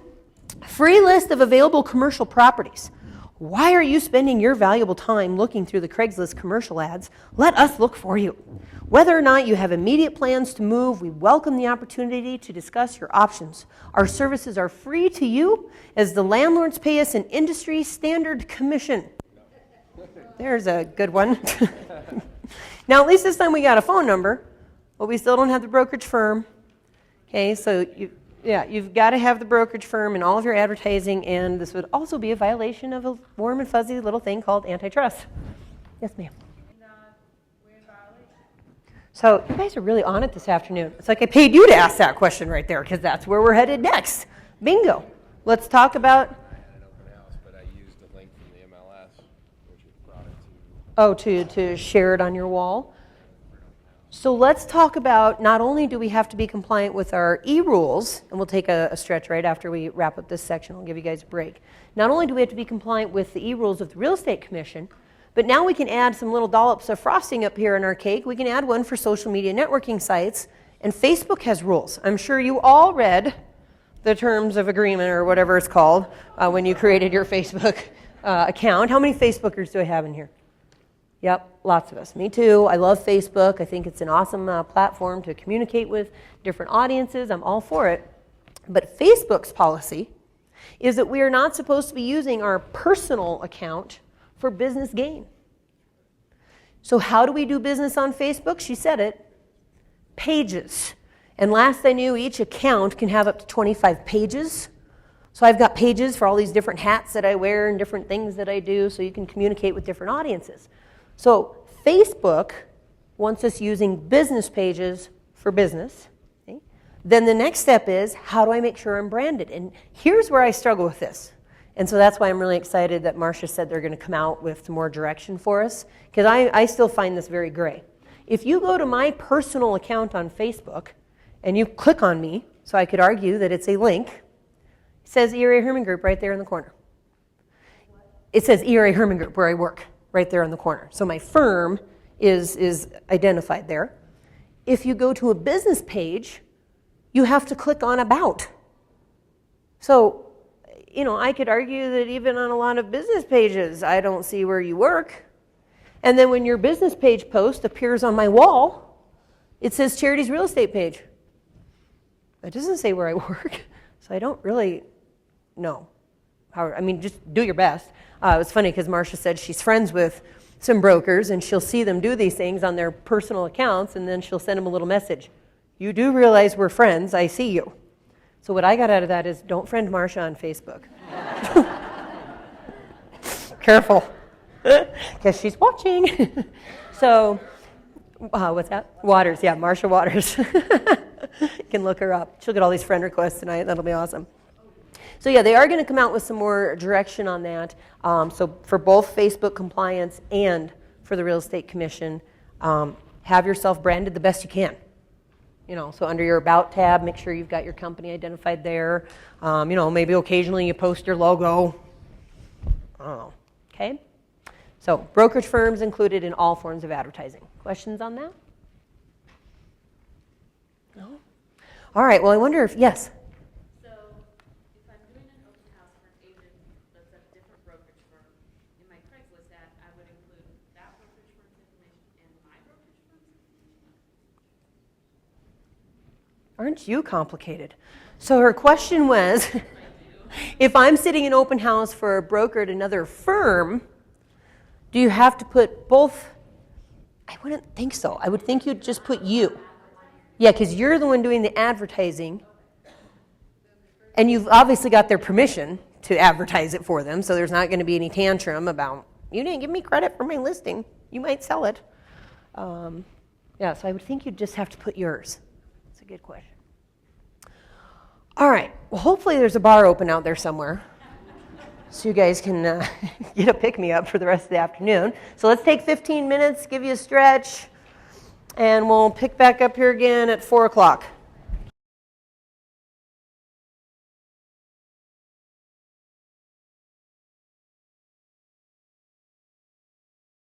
All right, great questions over the break. Thank you for the dialogue. Happy to hear that we're digesting, and I just want to apologize. A few folks came up and said that they're having trouble hearing, and I felt like I was so loud, so I will project it out there. If you can't hear me, wave a hand and I'll shout. Okay, I saw a hand over here. And so her comment was, it was an observation that when we are advertising other people's properties, is if you don't know the property, you need to be careful in your advertising because, yeah, we can fall into that arena of misrepresentation because you don't have your facts straight, or maybe you don't know that particular type of property if it's commercial. So, I sure respect that way of thinking. And I saw a hand over here. Oh, okay, yep.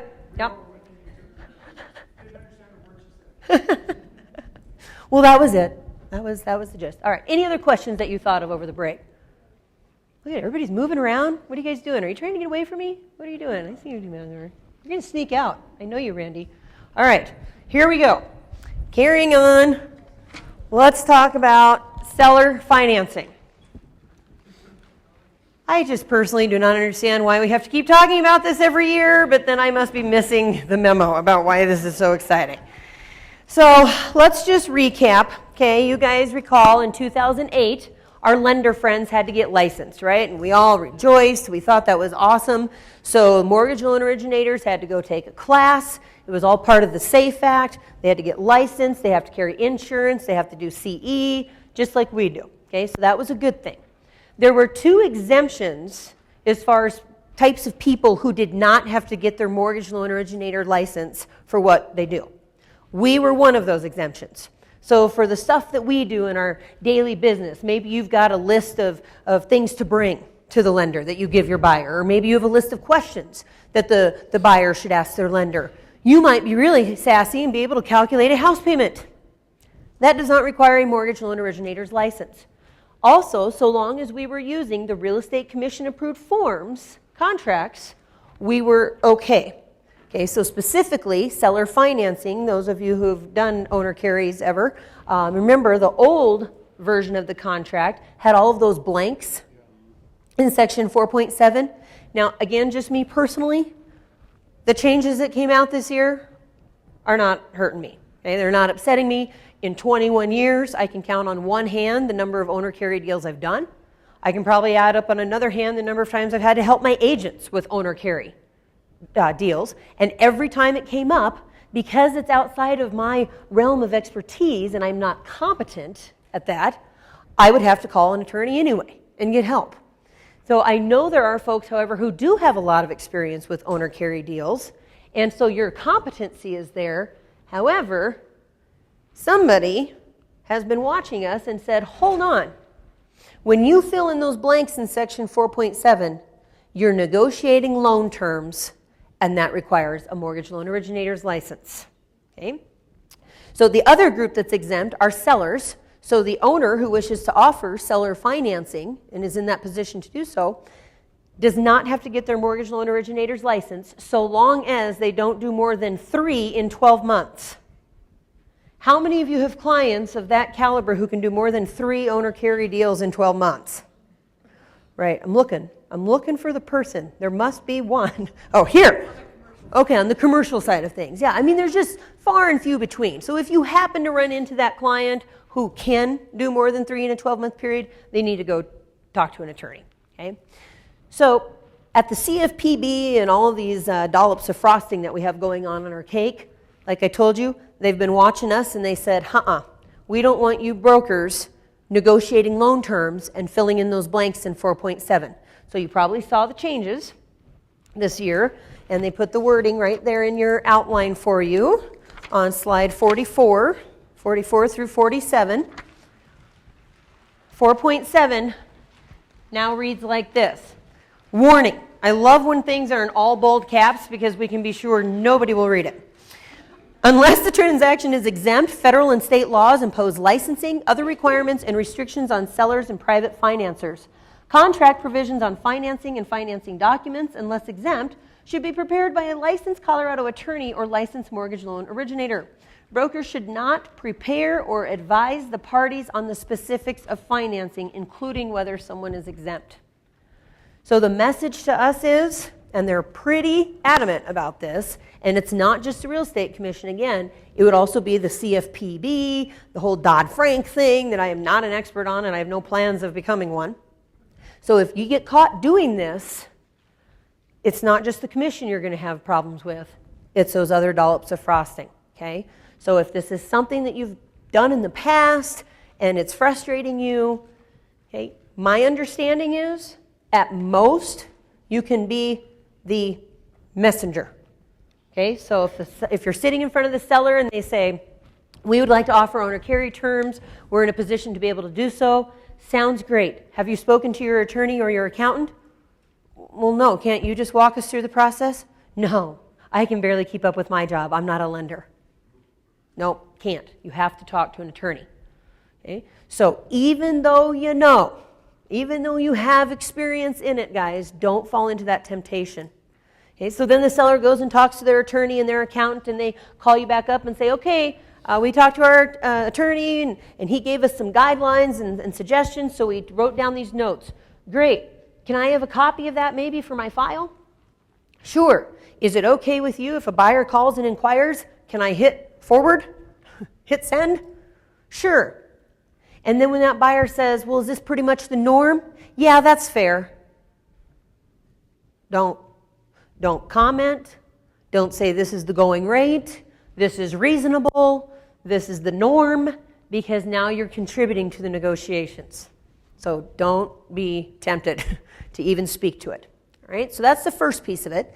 The second piece is if you do have, and then I'm sorry, I shouldn't gloss over it. On On slides 45, 46, and 7, you can see additionally what they added in there. Then if the buyer is going to pay any portion of the purchase price with seller financing, you check a box which one of them is going to deliver the proposed financing documents to the other side. And we have a new deadline. The seller or private financing deadline is new this year, if you're using it. And then it goes on to say the seller can terminate and the buyer can terminate. So if anybody doesn't like it, they can terminate. Right? So the next step then, if you're sitting in front of the seller who says, I'm in a position to offer owner carry terms, is how do we advertise that? Because if we say too much and we cross that line, now we get to fall under more dollops of frosting. Regulation Z, Truth in Lending Act. How many of you want to get up to speed on that? Not me. I can barely handle what we have. So I do not want to get into all of that. So they call them trigger terms. If you say too much, it triggers you then having to be compliant with Regulation Z and Truth in Lending. And I bet you could ask any of your lender friends if they want to take you out to lunch, and they could talk the whole time about how much they hate all of the rules and red tape, right? So you have 3 safe talking points when it comes to owner carry. Okay? And you're going to see this in the form of a question. You can say something really, fun like, owner carry terms available. Or get wild and say, great owner carry terms available. You can identify the purchase price. Isn't that nice? Purchase price. And then the third one cracks me up. You can also identify the APR, because how many of us know how to calculate the APR? Right. I'm like, okay. So those are your 3 safe talking points. You can make a general statement, owner carry terms available, the price, and the APR. So they gave us an example there in slide 50. This was something in the MLS. Okay, rare owner carry opportunity, $10,000 down, 15-year term. Boom. They said too much. Now they would have to be compliant with Truth in Lending and Regulation Z. So stick to those 3 safe talking points only, if that's your case. And then, like I said, when the buyer calls in and says, yeah, I saw your ad, what are the owner carry terms that the seller's offering? No problem. The seller and their attorney wrote them down for me. What's your email address? Send. Is this pretty normal? I have no idea. Don't fall into the trap of saying, yeah, that's the going rate. Okay? Questions on that? Yes?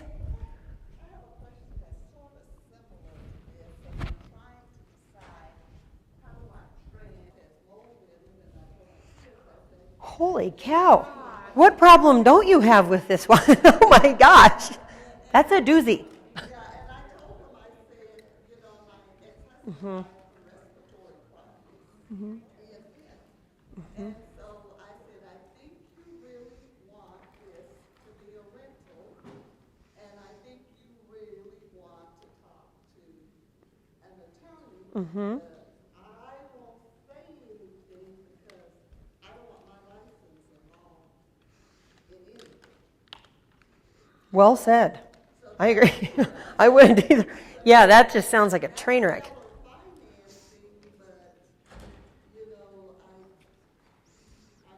trying to steer clear of it, but Yep. at least for my kids to know, don't you walk away from this. You have something. Yeah, get an attorney and get something in writing. You better be paying the mortgage for it. You better go out and anything after some time. Yep. No, I think that's the exact right direction to.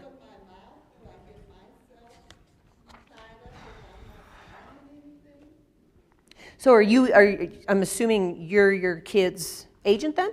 Or you have nothing to do with it, you're just mom? Because I don't know if they have a rental house or I don't know if they have an owner house. You know what I'm saying? I don't know if it's valid. Somebody else told me that. Right. It could be under some other kinds of things because he's put a roof on and Yeah. I think I'd send them to the attorney. I mean, they're your kids, so.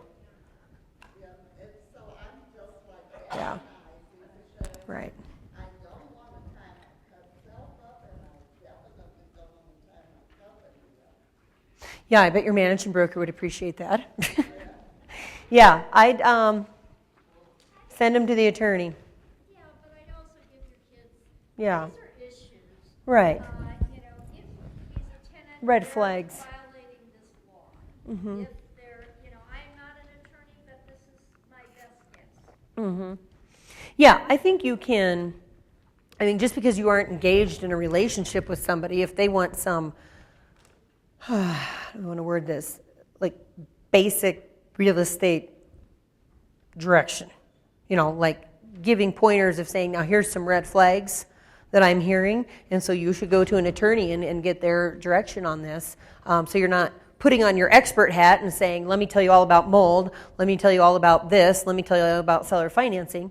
You're just saying, you know what, these are potential issues, you know, that I've run into in my career, and you should get an attorney. Yeah, I think that's the best direction to send them. So, all right, so slide 51 there, financing is regulated by Dodd-Frank, the SAFE Act, the CFPB. Like I said, contact one of your lender friends. I'm sure they'd be happy to complain for a healthy hour about their sandbox. Okay? All right, e-signatures. E-signatures are here to stay, right? And they're everywhere. I mean, you're clicking, you're making a squiggle, you're dropping in your signature, so you see them absolutely all over the place. And the commission has been inundated with a lot of questions and concerns about, are they valid, are they legally binding, you know, how do you know that the signature was clicked by that person, and there goes the bubble of paranoia. So what I didn't know, you guys probably did, but I didn't realize how long the e-signature law has been around. So on slide 54, June of 2000 is when that was passed already. Man. And the act says, the Federal E-Sign Act that was passed by Congress in June of 2000, says that if a law requires a signature, then an electronic signature satisfies the law. Okay? So the commission can't trump that. They can't say, no, e-signatures are not valid and binding. Likewise, an employing broker cannot trump it and say, we won't accept e-signatures. They're not valid, they're not binding. So when you see that in the form of a question, you'll know that's not okay. However, can a lender say, we want wet signatures? Better yet, not just in any color, blue. Has to be in blue, okay? So when a lender says this is a condition, borrower, if you want our money, we want wet signatures, that doesn't mean the contract isn't valid. Your contract is still very much so valid. It just means you want money from us, we want signatures in blue ink. So section 27.2 of the contract already says that if one party asks for original signatures, that we'll do it. Okay, so let's not fight it. Just help each other out, get it done. I know you might actually have to talk to your clients and use a pen, but it's all right. So that's the scoop with e-signatures. Questions about that? What does the term any party mean? Any party? No, they're not, but the buyer sure is, and if it's their condition, yep. So then it's going to come back to the buyer. Okay, uniform duties. I have to confess, when we were going through the training last December for this year's outline, and we got to the uniform duties, I was like, a little short on material? Really? Why do we have to go through all the uniform duties? However, where they're coming from with this is there's a lot of concern with limited service brokerages out there. Now, please let's not walk out of here in a big witch hunt and think that all limited service or discount or sometimes it's both, that they're bad. That isn't the case. However, I've heard Marcia say it more than once. If you have an experience with a limited service broker, okay, so it's your $500, I'll put you in MLS and I'll disappear, never to be heard from again. If you have an experience with that, they want you to turn it in. Okay, so I'd encourage you to talk to your managing broker, bounce it off of them too, and try to determine if there's a potential for a violation there. But Marcia's comment was they'd rather look into it and see that they're doing just fine than let a naughty one slip through the cracks and it isn't dealt with. And there's been quite a bit of this. So that's what they're doing with these uniform duties. They want to remind us, this is statute. We don't get to cross out uniform duties that we don't feel like doing. So we're going to go through them and we'll try and have a little fun with it, okay? There are 17 uniform duties and 3 additional duties if you are operating as an agent. And you will find these duties on slide 59 there. You'll see that they're listed in the exclusive right to buy, the exclusive tenant listing contract. I didn't even know we had that form until this year. Exclusive right to sell, and the exclusive right to lease. And for the purposes of our class today, we'll be using the language from the exclusive right to sell listing contract. So here we go. Brokerage duties. The brokerage firm acting through the broker, through you, as either a transaction broker or a seller's agent, so this applies to both hats, must perform the following uniform duties when working with the seller. Broker must exercise reasonable skill and care for the seller, including but not limited to the following. That darn but limited to always makes me nervous. Performing the terms of any written or oral agreement with the seller. Okay, so here we just want us, as good practice, keep in mind, when you're making those verbal agreements with the seller, what do you think a good thing is to do? Follow up and put it in writing. And I will defer to your managing brokers, how they would prefer you put that in writing. On the amend extend with broker form, what are some changes that you would make to your listing contract? What are some examples that you would use the amend extend with broker? Price. Changing exclusions or inclusions, changing commissions because you're going to increase it because they're so high maintenance. Oh, yeah. Okay, so those types of things are pretty obvious. What do you think about a situation like this? Let's say I'm giving the seller their weekly update on what's been happening and the feedback on the showings they've had, and they say, okay, well, thanks for that, Charity. Say, can we bounce something off of you? Sure. Well, I was talking to my buddy at work, and he said when they sold their house 3 years ago in Idaho, that their broker did open houses every weekend, and they really thought that was cool, and they got a lot of traffic. And so I was wondering if you'd do open houses. Well, we all know my opinion about open houses. So I said, well, I'm open to that. Let me ask you this. Would it be okay if somebody else from my office does the open house? Somebody who might actually put a little effort into it? Yeah? Okay. And how many are we talking? Every Saturday and Sunday, 10 to 5, or what do you want? Well, maybe just like 3 a month would be fine. Okay. Saturdays, 1 to 4, all right, good, we got it set up. At the very least, in my bubble of paranoia, guys, I'd hang up that phone and I'd send off a nice little email. Great chatting with you just now. Appreciate your input. Just want to make sure I'm on the same page and I understood correctly. From here on out, I'm going to do 3 open houses per month. It's going to be someone else who will actually do a good job for you, and let me know if that changes. Because I live my life as though I'm in front of the judge.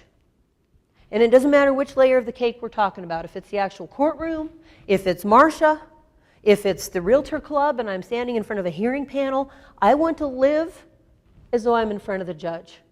I live in worst case scenario. Let's just fast forward it and play it out in front of the judge.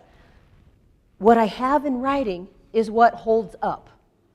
Those verbal agreements, all of a sudden, then we have different memories of how the conversation went.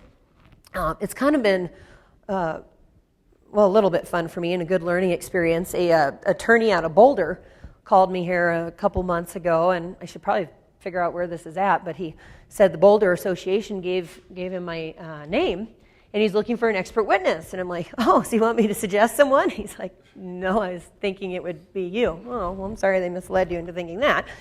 So he tells me the whole case and what he's looking for. I'm like, yeah, I think I can probably handle that. So he sends me this deposition. I had never seen a deposition before. 108 pages. And every little is all recorded. It's kind of entertaining. So I'm wading through this thing, and this broker has some problems. One of them being, everything is, well, I think I told him that. I'm pretty sure we talked about that.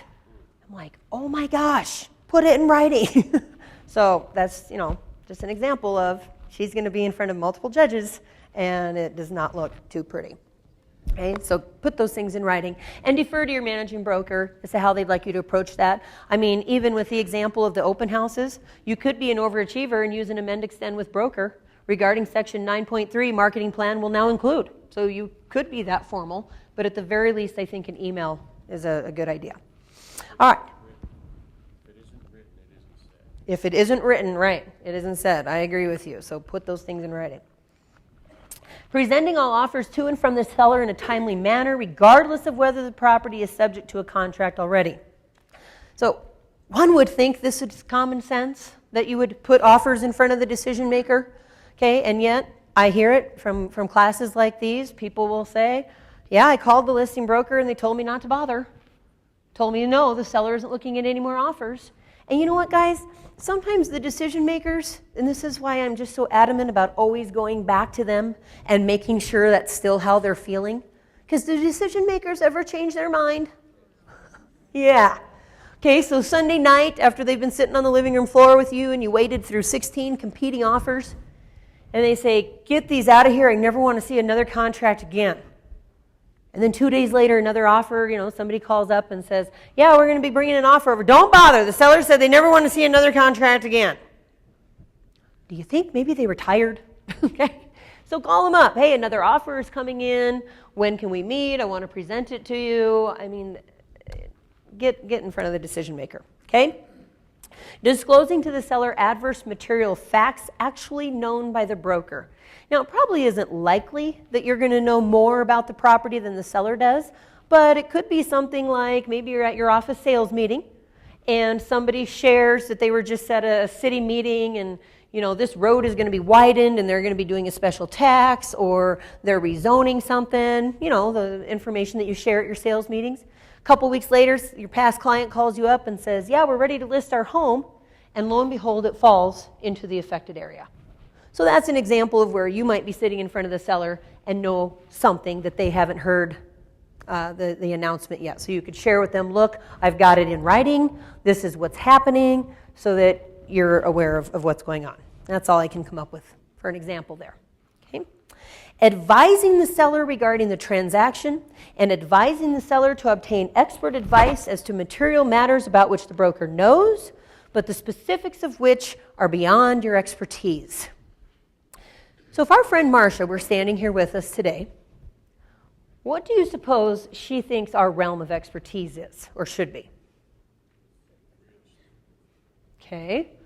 Give me some more specifics. Real estate, not inspections. Not inspections, yeah, I like that. Not inspections for sure. What under this umbrella of real estate, though? I'm thinking of something that you all just love. Forms. We should know our forms, however many of them that there are, but we should know our contracts and the forms. Should probably be familiar in the market that you work. You don't have to be the know-it-all of all of Colorado, but be familiar with the market in which you work.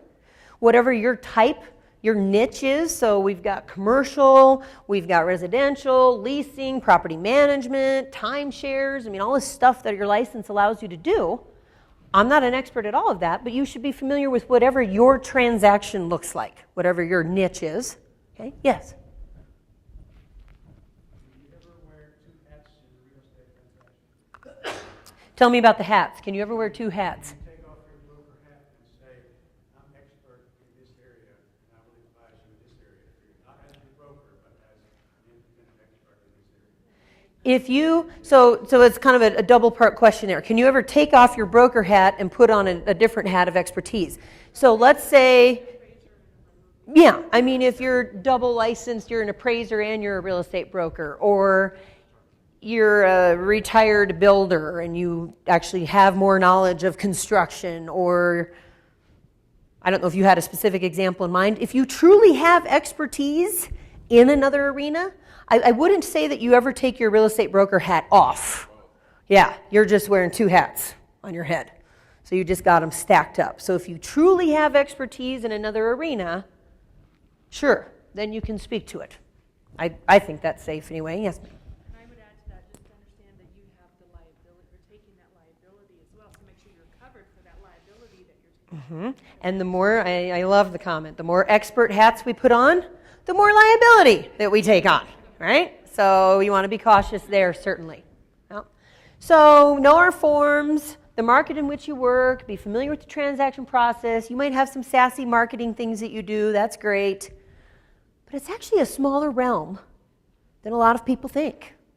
Okay, so I've got this new joke that I'm using in my classes. You know the saying, get outside of the box? I completely disagree with that. So if the box is my realm of expertise, get in the box, shut the lid, and stay in there. I don't know what it is about us, and I say this lovingly, and I think sometimes it's agents out there. You've seen them. Maybe some of you are wearing your big Super S leotard underneath your outfit today. You're the super agent. You got your cape and goggles and the whole 9 yards, and something comes up and we want to be the hero, and we come flying out of the box to save the day. Don't. Stay in the box with the lid safely shut. There are 3 precious words that we should embrace in this business. I don't know. And I don't mean stick your head in the sand like an ostrich and just ignore them. So, I don't know, you're on your own. I can barely figure out our forms. No, you want to help them get their answers. Be the source of the source. Okay, so that's why I suggested having that resource guide. So, when anything comes up, you can say, just reference, here's the phone number, here's the website, here's the address. And my personal stance, and I know there are folks who disagree with me, and I touched on this earlier, I don't like putting myself in the middle. I don't want to do the researching, the digging, the reading, because odds are too good that I'll screw it up. It's like the game that little kids play. You line up a bunch of little kids and you start a secret on one end and they whisper, whisper, whisper the whole way down, and by the end it's a totally discombobulated message. It's the same thing, except I'm the only idiot in the middle. So I actually had a buyer like this once. She had a big dog and she wanted to live in a condo. So I was like, poor dog, right?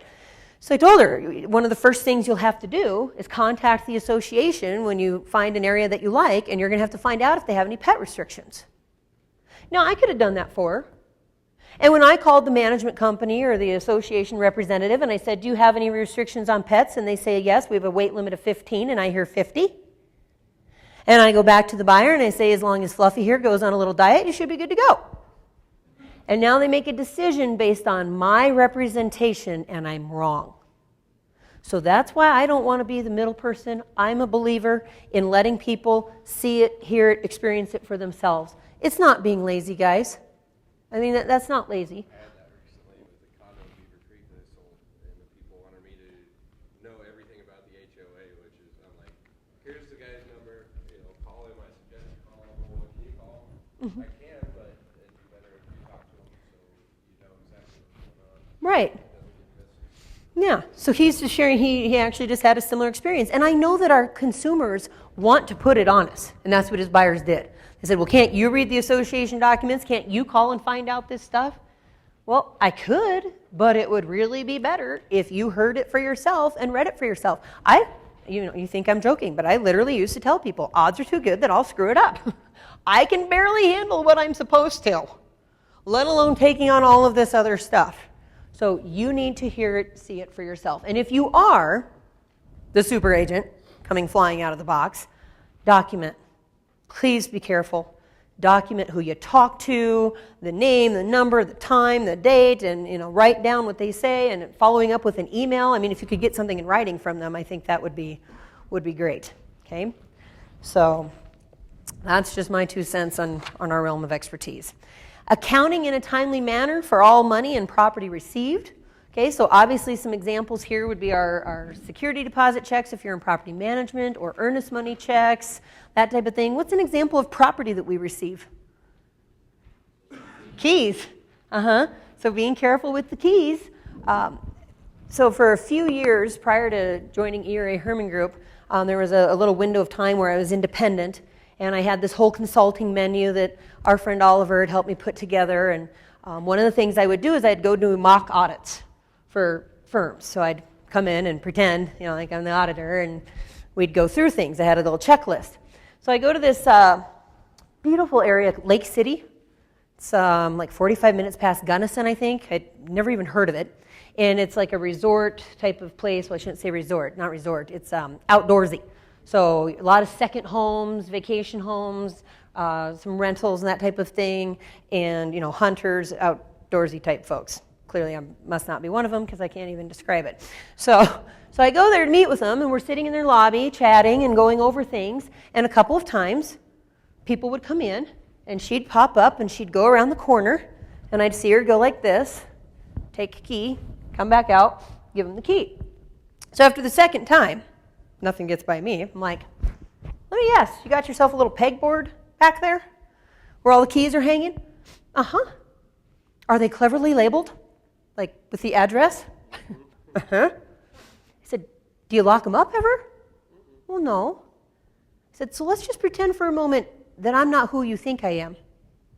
And I'm here checking things out, posing as a potential buyer, and I just watched you now twice go and get keys. So tonight, when you're not here, and I pop out one of these little panes of glass in your front door, I have access to 30-some homes that you've got listed. You know, so being careful with those keys, locking them up. I mean, we don't just want to have them flying around. You know, and I always was a fan of having a spare key. So I did used to do that when I was still selling, because have you ever had the call, I just locked the key in the house? Shoot, I've been the person who locks the key in the house.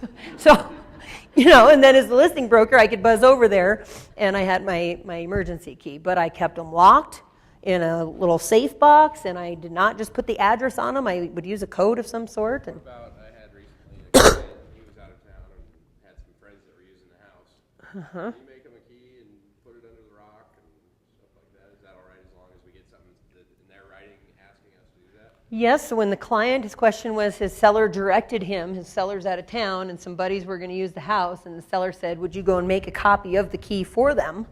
Sure, I like your bubble of paranoia, getting something in writing. Great chatting with you. Just going to make sure I understood. You want me to make a copy of your key and give it to these people so they have access to your house. I think that's smart. Keeping the seller fully informed regarding the transaction. Yes, I'm sorry. You have to talk to your clients. Very disappointing, I know. And here's just a couple of thoughts for you.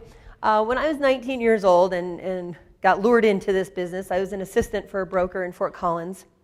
And this was her practice. And I just thought, man, that really is a good habit, good system. She told her buyers and sellers up front, you'll hear from me once a week. Now, obviously, if something comes up specific, she would also contact them then. But she would tell them, you can plan on hearing from me once a week.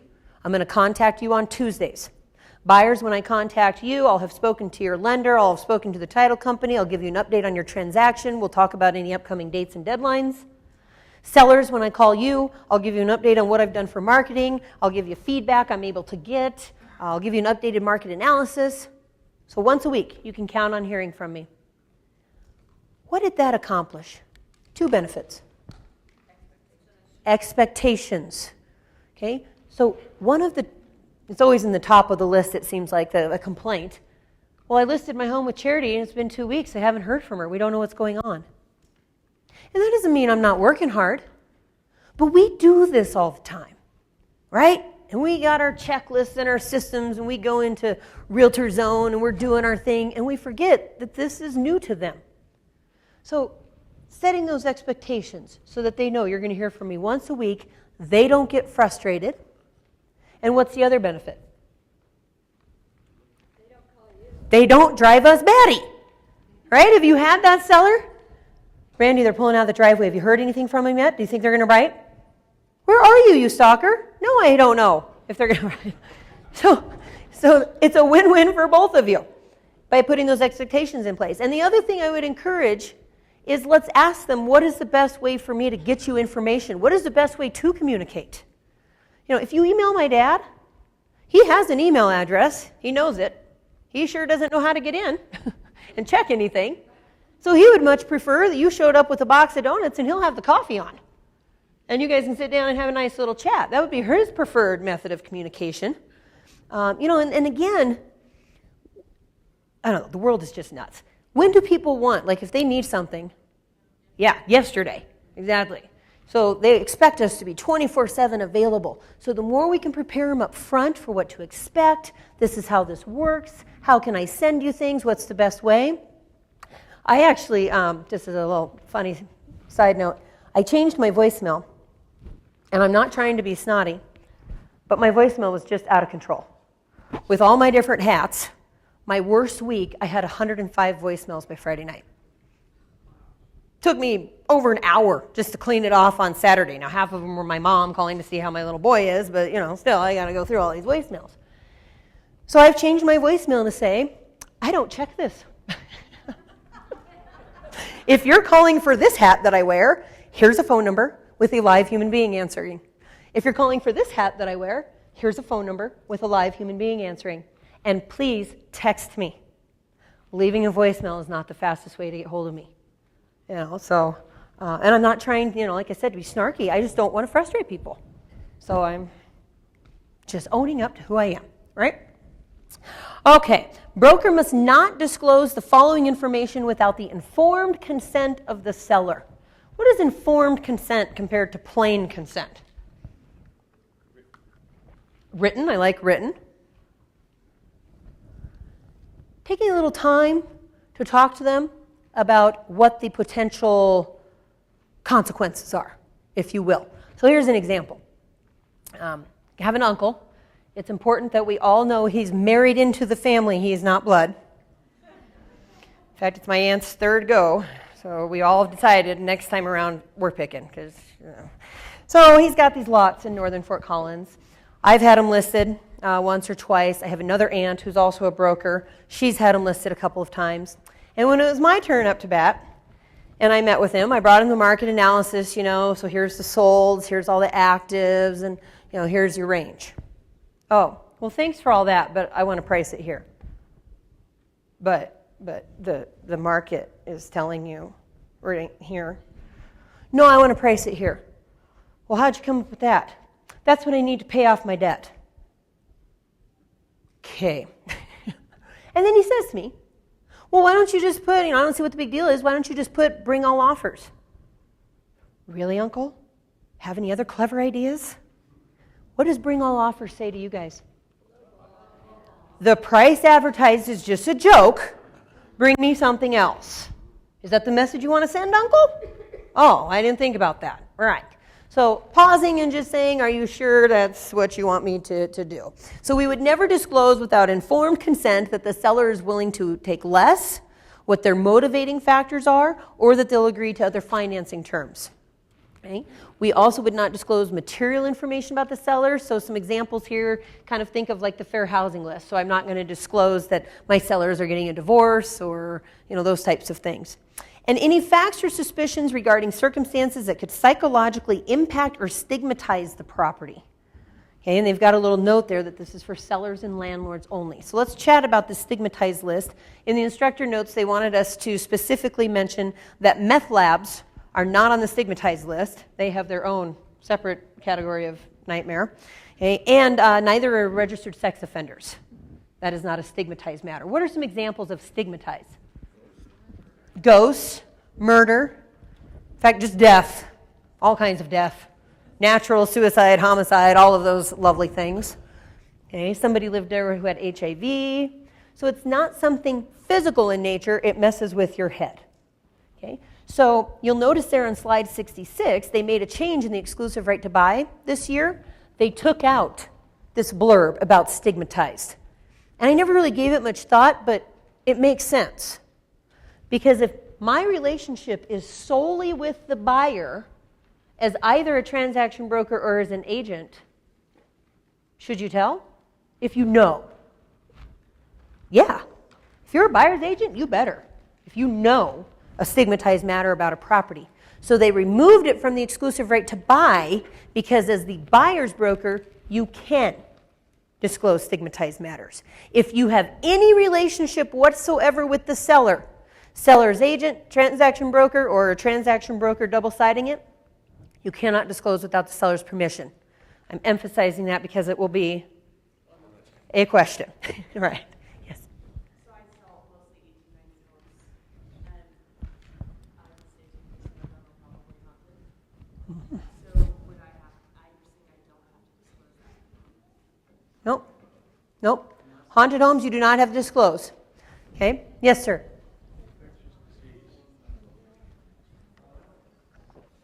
Well, the example that we usually use is HIV, that if somebody had HIV who lived there, but if you've got other diseases in mind, I would think it would be the same principle. That you. What's that? No. Nope, you don't have to.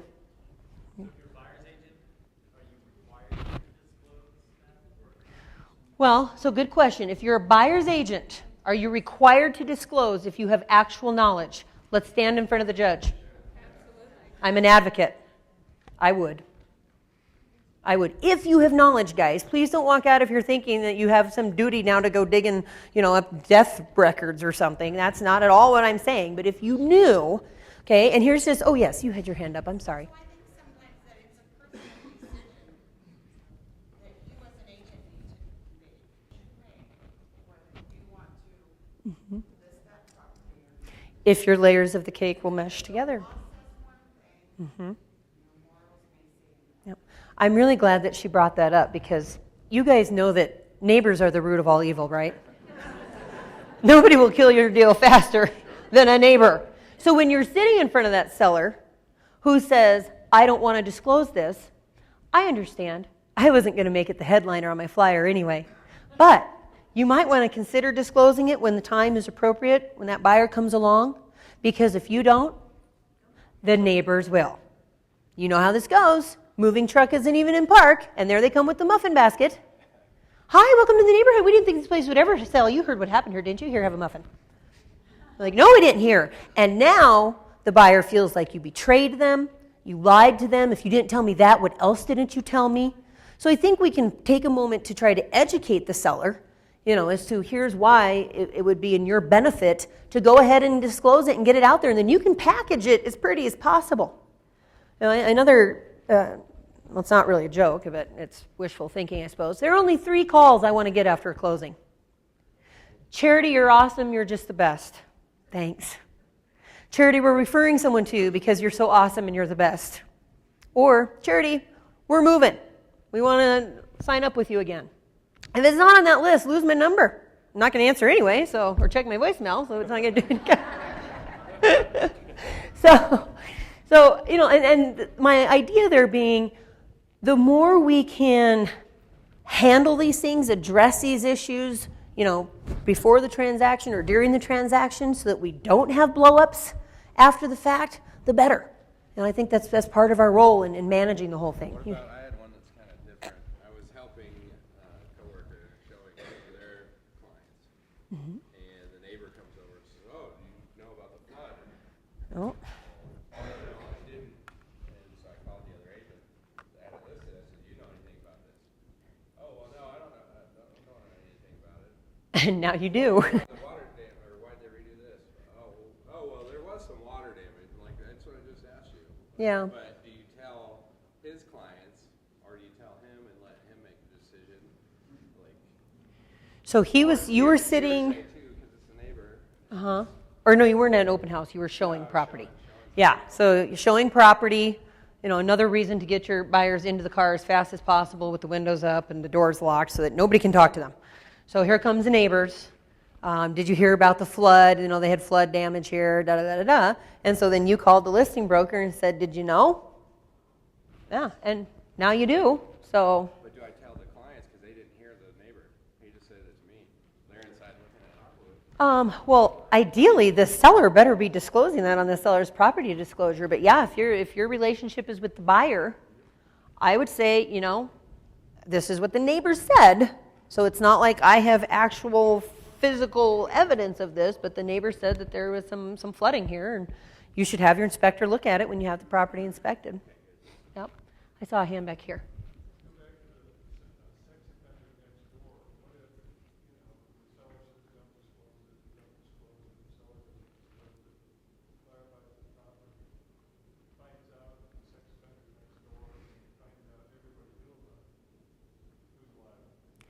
So that's a fun one. Okay, so with the registered sex offender next door, buyer finds out afterwards and finds out that everybody knew about it. If my hat that I'm wearing is with the seller, I don't have a duty to disclose that. And the problem with the registered sex offender list is it's a very wide range. So, it could have been the 18-year-old and the 16-year-old high school sweethearts and a parent got upset about their physical relationship. Or it could be the drunk college student who couldn't quite make it all the way home from the bar and they made a pit stop in the park and got caught. Or it could be the real deal. And so that's why, when you're going to take it upon yourself to disclose such things, now what if I harm the seller?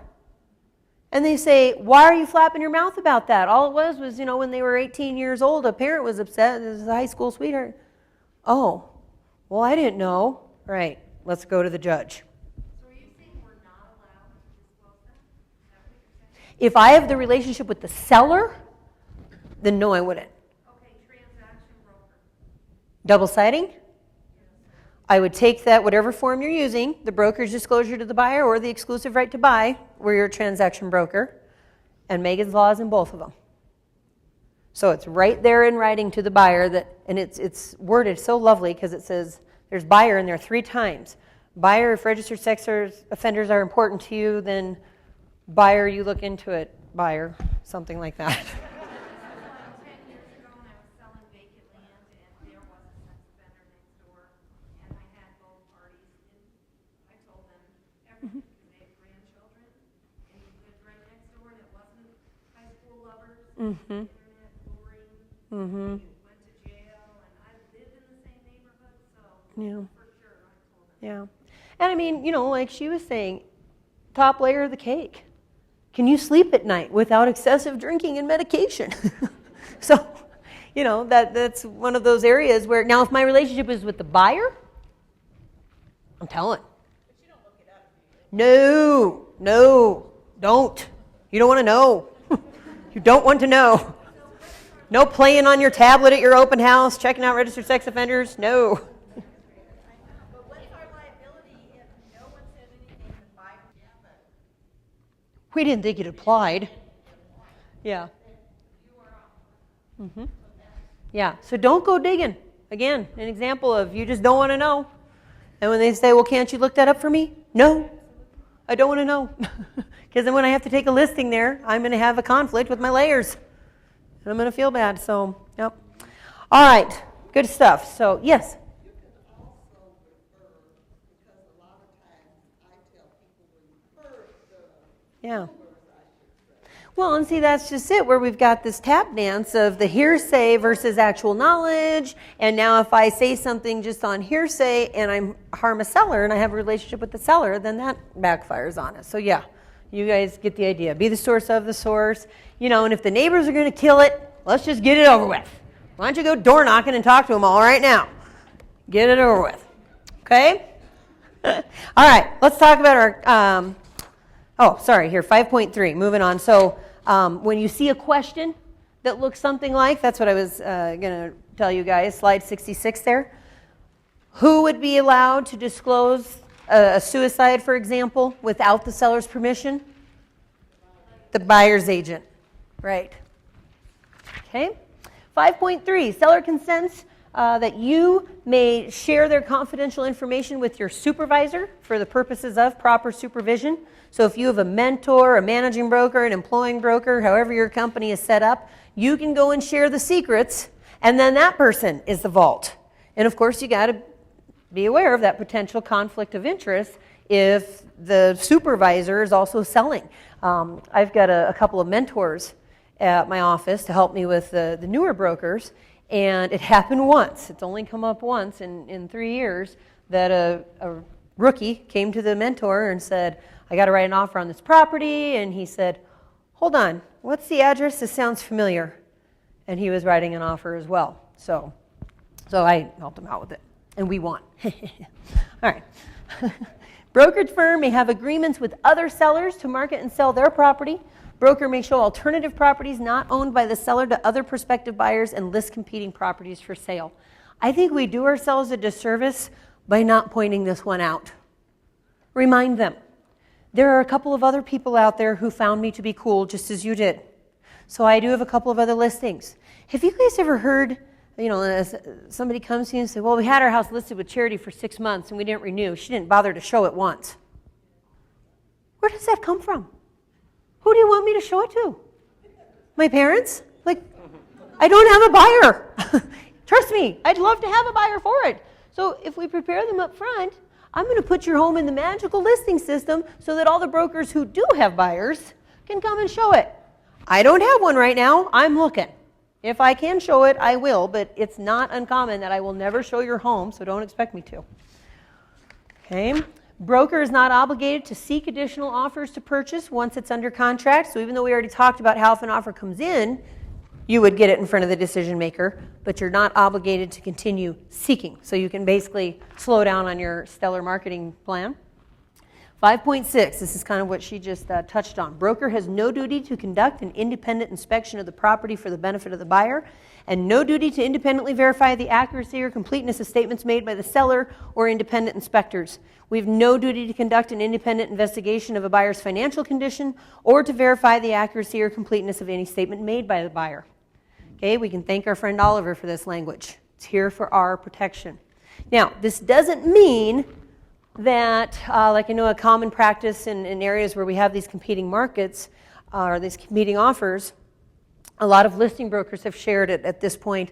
Well, when I'm getting these pre-approval letters, I'm picking up the phone and calling the lender and just doing a little additional, qualifying with them to get any information I can. I mean, if you guys notice, is it just me or are pre-approval letters kind of becoming the old pre-qual? Like, well, yeah, they sounded okay on the phone and they said they were good, so here's your letter. Like, what? So, and I don't think there's anything wrong with that. I would be very careful. Document who you talked to, what they said, because now I'm providing information to the decision maker based on what I found out. So I would just be very good about documenting.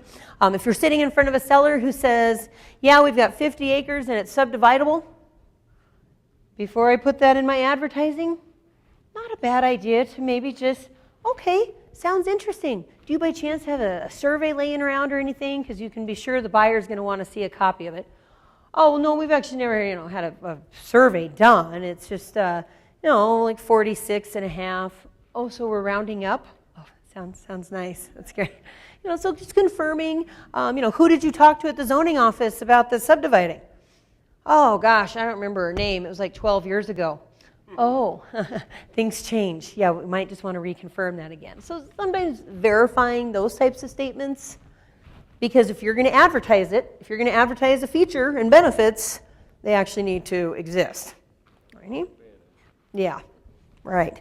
Seller understands that the seller is not liable for your acts or omissions that have not been approved, directed, or ratified by the seller. So vicarious liability went away years ago. That's been gone a long time. And 5.8, very, very relevant in today's market for a lot of areas. When asked, broker will or will not disclose to prospective buyers and cooperating brokers the existence of offers on the property and whether those offers were obtained by the broker, a broker within the firm, or by another broker. So let's chat about this one for just a second. From both sides. If you are the broker working with the buyer, what very important message did we get out of this? There may be a different commission. I need to come up with a higher offer to make it work for the seller. So the comment was about the fact of where did these offers come from? Okay, because there could be variable commissions involved, or even if it didn't start out as a variable commission. Have you ever negotiated with your commission to help make a deal work? No. Well, you guys are better than I am. Yeah, I mean, it happens, so that's a possibility. Okay, but so the message that when we're working with the buyer that we want to get out of this is ask. Don't just assume they're going to tell you. I know you're thinking, well, isn't it common sense that they would? I don't know. Maybe. So ask, do you have any offers currently on the table? What other types of questions? Did you write one of them? Where did they come from? So the whole spirit of that, guys, is to try to give the buyers as equal of a playing field as possible so that they know what they're up against. Okay, so do you have any offers? Where did they come from? How about, do you have any threats? A threat being, that call, hey, my buyers are thinking about it, but they might want to write an offer. Could you keep me posted if anything comes along, that type of thing. Threats sometimes materialize and sometimes they don't. So do you have any threats? What else might you ask? Oh, she's naughty. Absolutely you can ask. And can I tell? Yes, I can. With the seller's permission. Okay? So here's where we need to be having, now we can shift gears and talk about the education piece with the seller. What do you think a seller's natural instinct is here? Will or will not? Will. Oh yeah, I heard the market's hot. Let's start a bidding war. Oh yay. Well, it's pretty hard to have a bidding war when I don't know what I'm bidding against. So how far do you want to take this, seller? Do I have your permission to disclose the terms of the offers? And here I will defer to your managing brokers, but I would have that in writing in the listing contract, that the seller's given me permission to disclose the terms of competing offers. Because what do you think about the phrase highest and best? Yeah, a lot of people, I never gave it a ton of thought. I know we can thank our banks for giving us that phrase. And I get the spirit of it. But when it was used on me last year, so over 9 months, Scott and I don't even know how many homes we looked at. I wrote 4 offers and I competed on 3 of them. And if you use cheesy lines with your buyers like I used to, oh, don't worry, this one didn't work out. It just means that your home is still out there waiting for you. It was true. It worked out for us. So it was good. So on house number 2, when I called the listing broker and said, I'm going to be bringing you an offer, and he said, okay, I'm expecting another offer to come in. I'm like, let me guess, it's from so-and-so, because I saw him in the driveway as I was pulling out. They were coming in. He's like, yeah, okay. So I write my offer accordingly. And the next morning he calls me and says, the seller wants highest and best. Really? Seller came up with that all on their own, did they? And I got mad. I found it offensive. What do you think I wrote? My crappiest? So I dug my heels in and I said, tough, you got it. Take it or leave it. But that wasn't true. I would have paid more. If they would have chosen my offer because of the terms that they liked and countered me at that price, we would have paid it. And we won. And then terminated because of a really ugly oil lease that was recorded on the property, so I didn't make any friends that day. So even being careful with the language that we use, guys, there's risk. So we don't just want to take it upon ourselves to spout this stuff off because you just don't know how it's going to be received. And the seller needs to understand this is a delicate game, right? So when you want to start this bidding war, there's risk. Some buyers don't want to play, so you could potentially lose buyers. If we're going to disclose terms, and how do you want to play this out? Do you want to deal with the real live ones as they come in? Because if you don't, you risk losing them. You risk ticking them off, and then they don't want to play anymore. Okay? Or you can do the window of all showings between Saturday morning at 8 and noon on Sunday, and offers must be submitted by 3, and we'll review them at 5. You can do stuff like that, but there's risk. So we want to be educating them on the pros and the cons of all these strategies that we can use. And I think it would be a good idea to affirm them in the feelings that they're going to experience. This is stressful. My job in this is to provide you with education and information so that you can make an informed decision that hopefully you feel good about. Hopefully.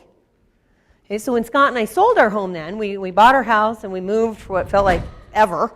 And if it weren't for my mother, I'm pretty sure our home still would not be on the market because she cleaned it for me. Yes, I'm 40 and I still need my mom. So we decided we were going to deal with the real live ones as they came in. I didn't use the coming soon strategy. It had been coming soon for months, so I figured I just better get it on the market before I missed the whole summer. So put it in the MLS.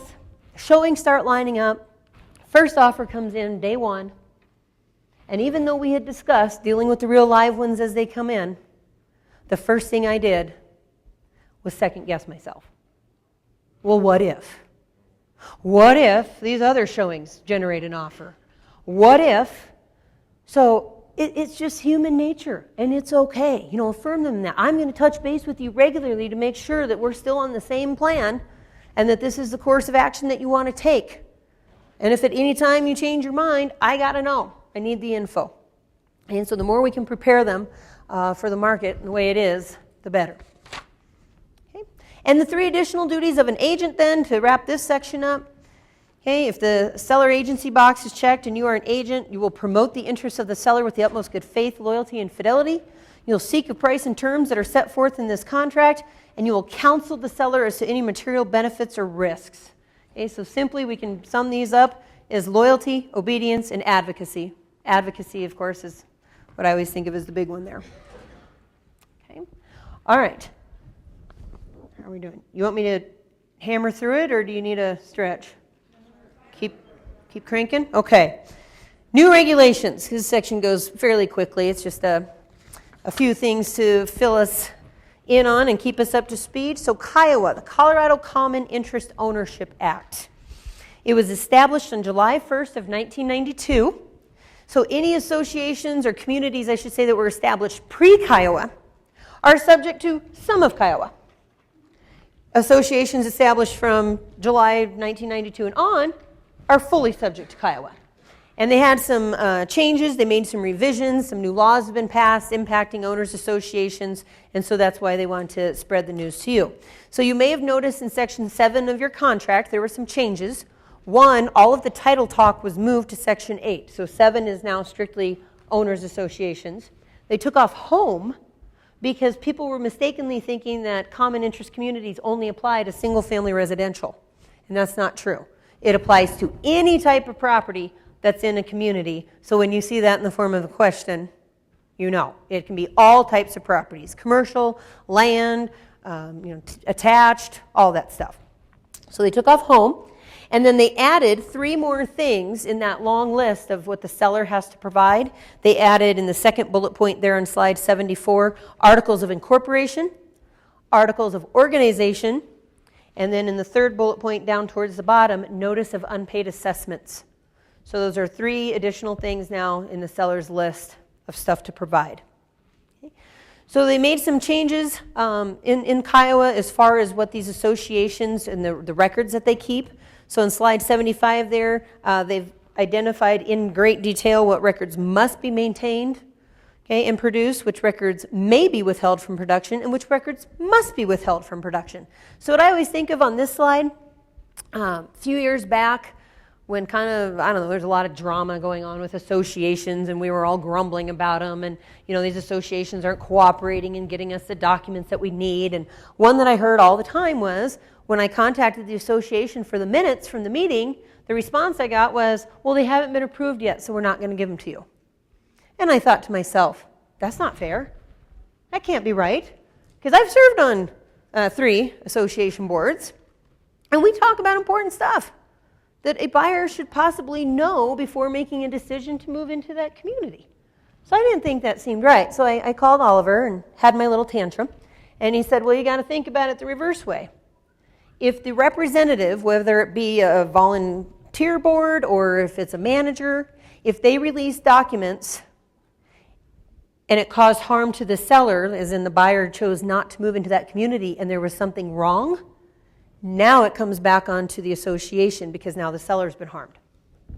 He was always right, wasn't he? So that's an example there. Okay, the Division of Real Estate is aware, okay, and they've been talking about this now for the past few years, yes. So if they don't want to give you the documents, are you saying it's changed now, they have to? No, I'm sorry, let me clarify that. The question was, so regarding these documents, was there a change that now they have to? No, they don't. So, and they don't give us the specifics. I was going to say I've got the actual House bill number if you want to read up on this. As far as the documents that are required and all that, I can give that to you guys, but it's just spelled out in detail. Okay, so the Division of Real Estate has been receiving complaints and concerns about associations for past several years. They established this Information and Resource Center. And I'm sure you guys have heard they're trying to create this database. So they're trying to get a grip on how many associations are even out there. Remember in last year's mandatory update, they said that they are speculating there's 12 to 20,000. And at some point last year, they had about 8,000 registered. So we got a ways to go. And the way that they're trying to enforce this is if an association fails to register with them and then renew every year, you got to go on and keep renewing, the association loses their rights to place liens to collect their assessments. Which, is probably good. I just think about how many associations there are. And a lot of them are self-run. How do they know? We'll see. Okay, so some of the additions and the clarifying language that they came out with in Kiowa is that if you look at slides 77 and 78, okay, it requires that the association establish a written collection policy about these unpaid assessments. They have to provide the owner with written notice of delinquency, breaking down what they owe, giving an opportunity for a payment plan, what the action is to cure the delinquency and the collection remedies they have to give the owner 6 months of equal installments to pay it off. And in order to foreclose, besides being registered with the Division of Real Estate, the balance has to equal or exceed 6 months of assessments. Okay? So, and I'm sure you guys have heard this, but they're coming out now with a certification. They just released the class for association management. So this applies to an outsider doing the management for an association, or it could be someone who lives there and wants to get paid and certified to be an association manager. So it's a class, I can't even remember how many hours it is, and they'll take a test and do background check. And personally, I think this is good. I think associations need some regulations. Yep. It is the Wild West out there, and it has always fascinated me that that is an area that never required licensure. You're taking people's money. So I'll give you an example. The association where Scott and I sold our home, when Scott and I got married in 2009, I moved in with him, and letter comes, about the annual meeting, and I said, honey, what's this on here about a lawsuit? And he's like, oh, I don't know, I never opened those things. Oh, that's good. So I go to the meeting, like the clueless, naive girl that I am, and I have 263 homes in the neighborhood. It's like me and 11 other people there. And by the end of the night, I'm vice president. No background check, no questions really much of all, and I had a debit card to the account. Okay, this was in Severance. I don't know if you're familiar with Severance. This is just a delightful little town east of Fort Collins. There's only 2 places to go there. You got Bruce's and Sonny's. So once a month we'd get together. Guess who paid for our snacks and beverages? Yep. We could all fight over who's going to pay because we all had cards. And I was thinking about it just in a class the other day. I still have it.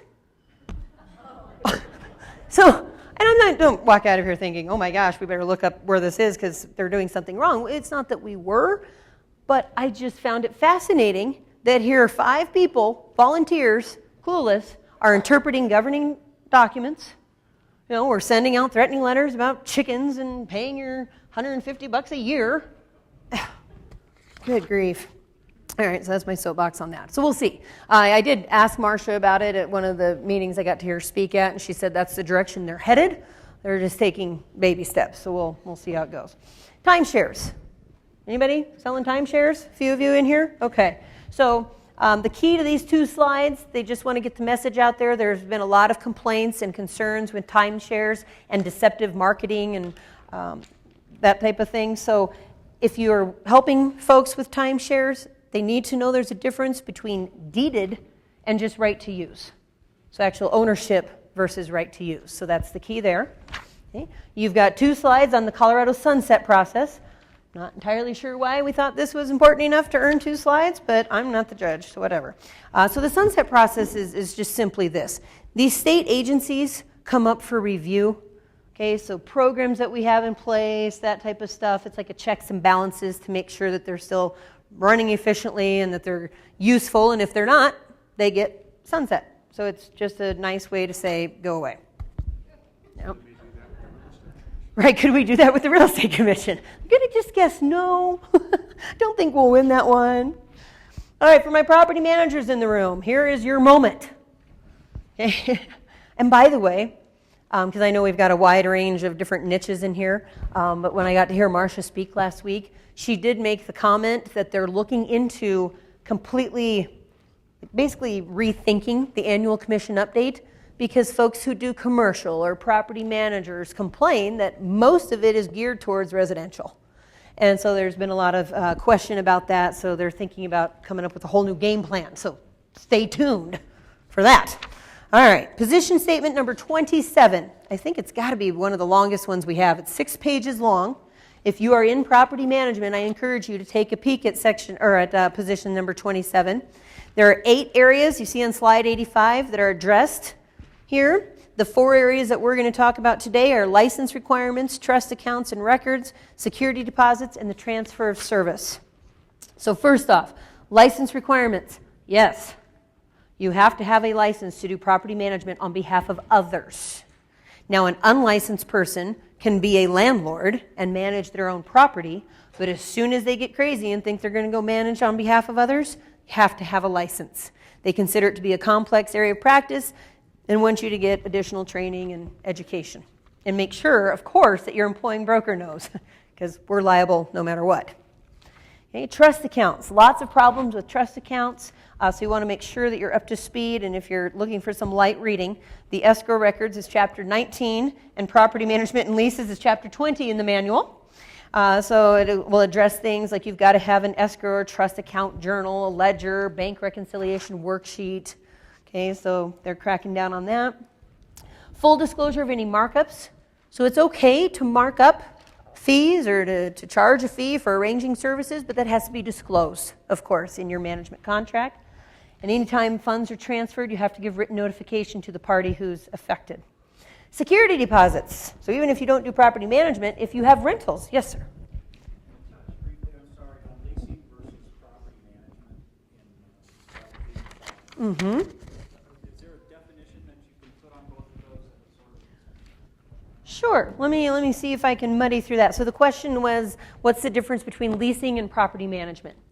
So depending on who you talk to, there's an argument that there really isn't much difference. However, the stance is leasing would be that one-time moment. Tenant, landlord, I bring you together, somebody please pay me, I'm out. Property management being all of the ongoing, then continuous management of it, and that has a wide range of services behind it. So from collecting the monthly rent to holding security deposits, sometimes they pay bills, all of the maintenance. So leasing is the one-time moment.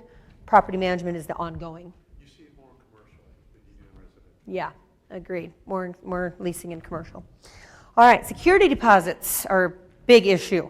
They cannot be retained for normal wear and tear. Normal wear and tear is at the core of most security deposit lawsuits, and the burden is on the owner and or the manager to prove it. So you're innocent until proven guilty. Wrongful withholding can result, look at that, in the landlord and broker being liable for treble the amount, 3 times the amount if you're naughty. Or if you can't prove it, I guess I shouldn't say naughty. Transfer of services, we got a couple slides on here. So if I've got my rental properties with fly-by-night property management and I want to transfer them to Rockstar Property Management, there's a list. Obviously, again, we would think common sense would come into play, but anything that the old company has, that Fly-by-Night has, needs to get over to Rockstar. So copies of leases, the check-in condition report, outstanding balances, security deposits, of course, keys.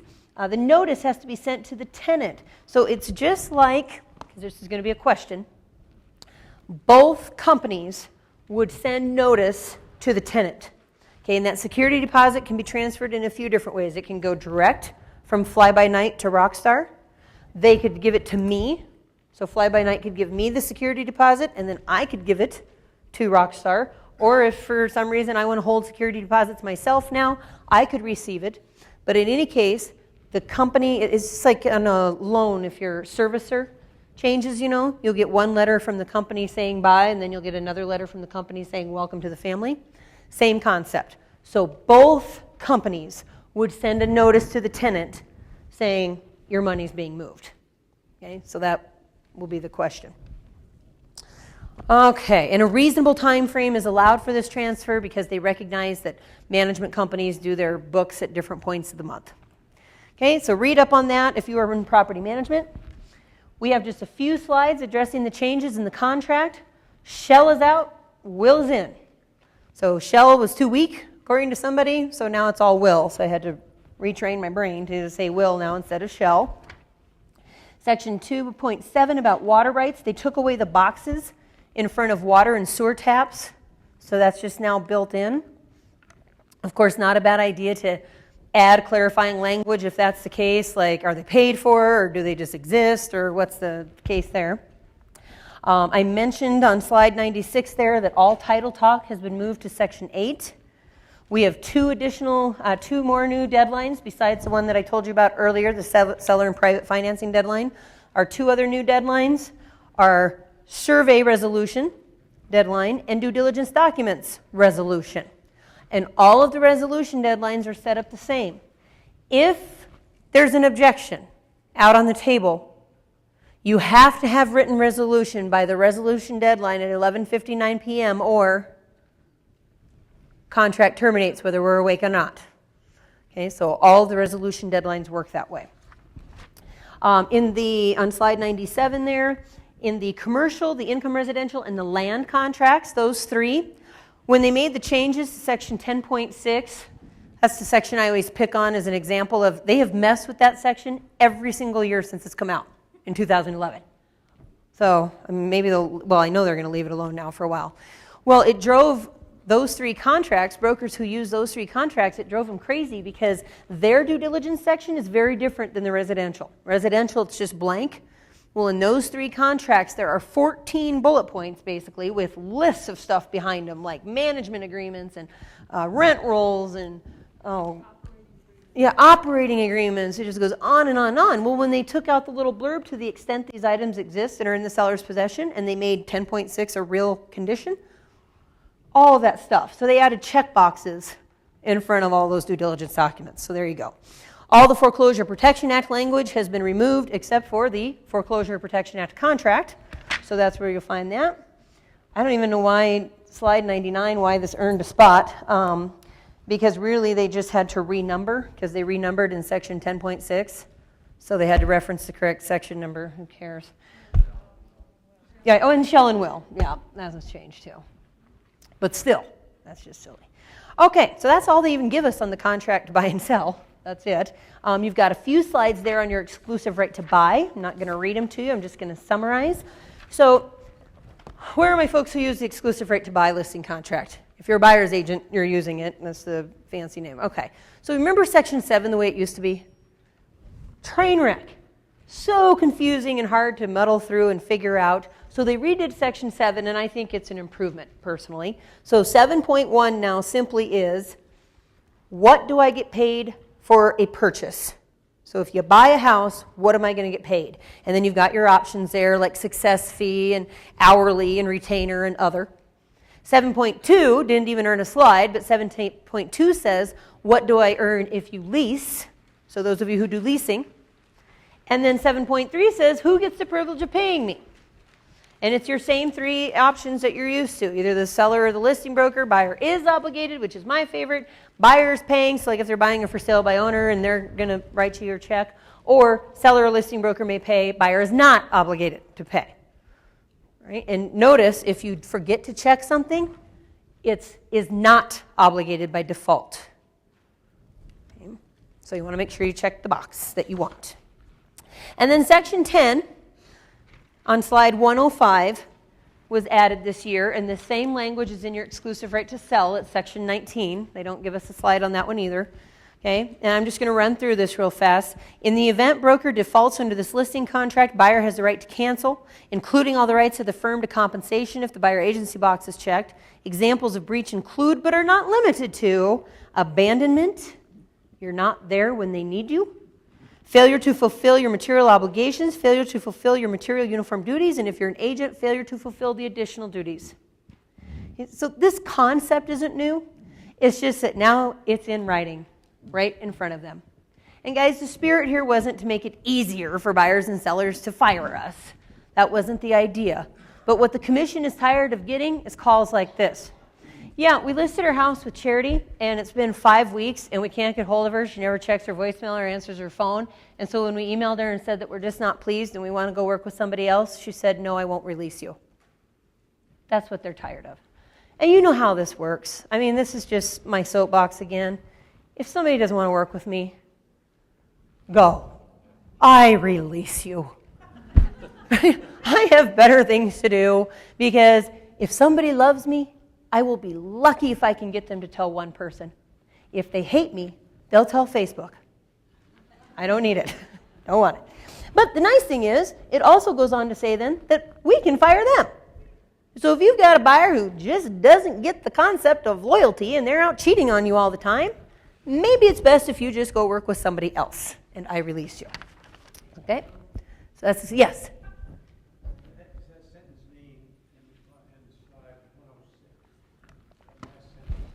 Last sentence. Any rights of brokerage firm that accrued prior to cancellation will survive such cancellation.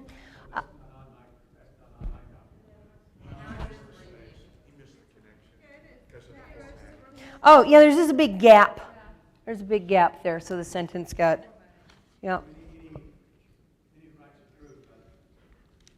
Well, so if let's see, what would be a right? What if you had a contract that was accepted, and then they were mad at you on a fire?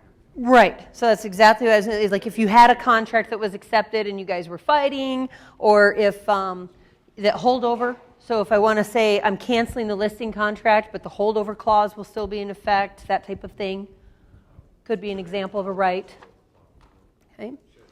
All right, and we are about done, guys. Here we go. So I already told you on slide 108, look at that, expected release date. I'm waiting, 2014, for this approved website with the portal so that we can do things. And let's see, we were talking about this at the break, the importance of making sure your address is up to date. Who was talking about? Yeah, so you've got to make sure that you notify them about your business address as well, certainly, and even your residence address, because if something gets returned to them, they'll place you inactive. And they don't let you know. So if they can't find you, that's how I guess although it's not very effective, because if they don't tell you, you don't know that you're inactive, and you're still just running around playing real estate. But Really, 2014 means 2012. yes, he said there's a disclaimer at the bottom that says really 2014 means circa 2020. We'll see. Okay, so that'll be good. You're used to the HUD-approved housing counseling information there, so these are great resources that are free to your clients. So there's one for pre-purchase education. Oftentimes you'll see this for the down payment assistance programs. They have to take that pre-purchase education. Foreclosure, we've been talking about that one for, since 2006. Tens of thousands of households have been helped by the foreclosure hotline. So that's a good one. And then there's also one for reverse mortgage counseling that I didn't know about. So every once in a while I'll have someone say, where can someone go to get information on reverse mortgages or the foreclosure process? I've given that foreclosure one out a few times. So, okay. And if you still want one, the 2014 manual is available. Right, we'll skip that. And slide 115, they want your feedback about the outline. And I love it. It's a SurveyMonkey site. Does anybody else find that funny, SurveyMonkey? And it's I don't know. I just think it's hilarious. Okay, so that, my friends, concludes your tour of the 2014 Annual Commission Update. You made it. And you know what? I don't know if we even have.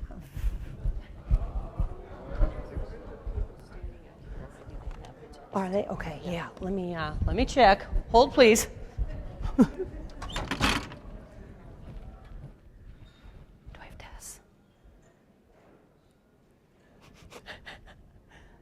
Do it as a group.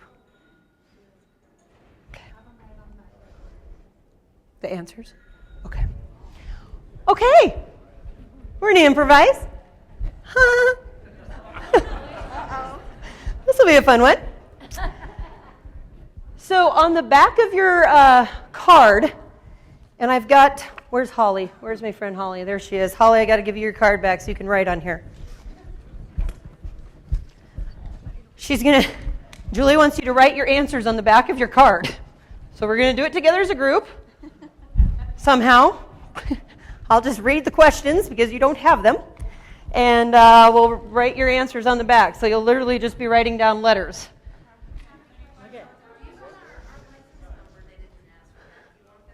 No, I don't think you have to put your license. If you know your license number and you want to write it on the card, you can, but it's not required that they get that. Okay? So write your answers on the back of your little... There are 10. First for everything. Here we go. Yep, we're going to do it as a group.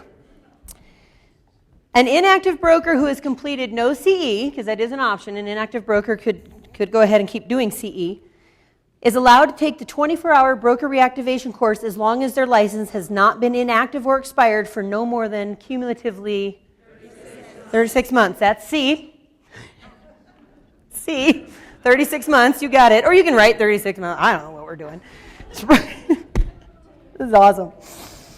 Let's see. In order to be compliant with brokerage relationship disclosures, prior to receiving any confidential information from a consumer, you must make sure that you have given that consumer, remember we had a couple of options? Brokerage disclosure or a listing contract or a signed contract. So disclosures do not have to be signed necessarily. A contract, of course, does. So that's A. There you go. A. 2 is A. So you got that right. Some form of disclosure or a signed listing contract. Okay. 3. Uniform duties apply to whom? All brokers, transaction brokers, and agents. So that is D as in dog. This is much more fun anyway. This is a great test, isn't it? Okay, let's see. I'm going to have to give you your options on this one. Which of the following uniform duties would not apply to a transaction broker because it's not a uniform duty?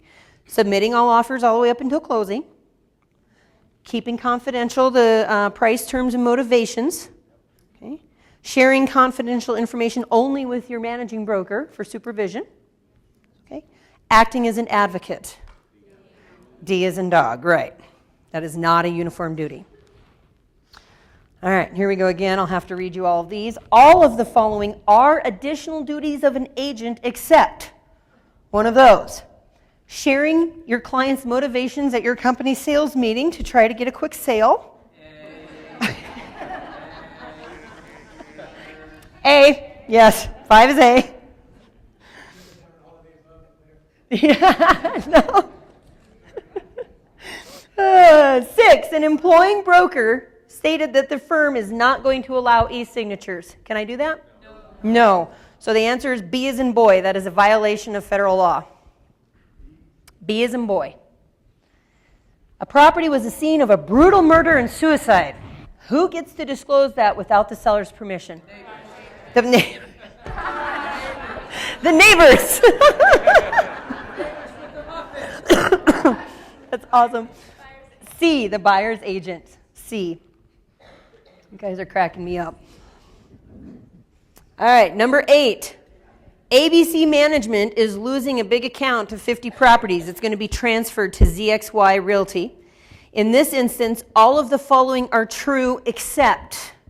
All of the following are true except. ABC Management could give the deposits to the owner. Who could hold them or send them on? Is that one true? Yep, that one's good. If ABC transfers the funds, both firms have to notify the tenant. That's true. ABC could transfer the funds directly. That's true. Look at us go. Only ZXY would notify the tenant about the transfer. That's false. So it's D as in dog. 8 is D. 10. And you only have to get 7 right, so I suppose we could just call it a... Yeah. Because last night wasn't enough.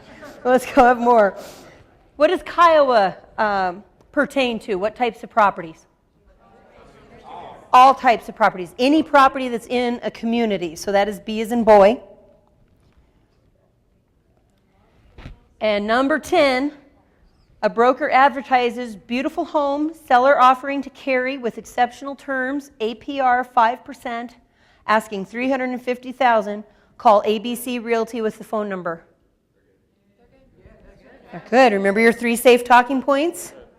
Price, a general statement about owner carry, and that silly APR. So APR is okay, which I think is odd, but... Yeah, so, the answer is A. That ad is in full compliance. It's okay. Yay! Now go try to survive the real test out there. Thank you, guys. I appreciate you spending your afternoon with me. We're wrapping up a great convention, and I got to have your cards. Don't leave without giving me your card. And Julie's sitting outside. You can hand it to her, too. She's right out there. Thank you, thank you.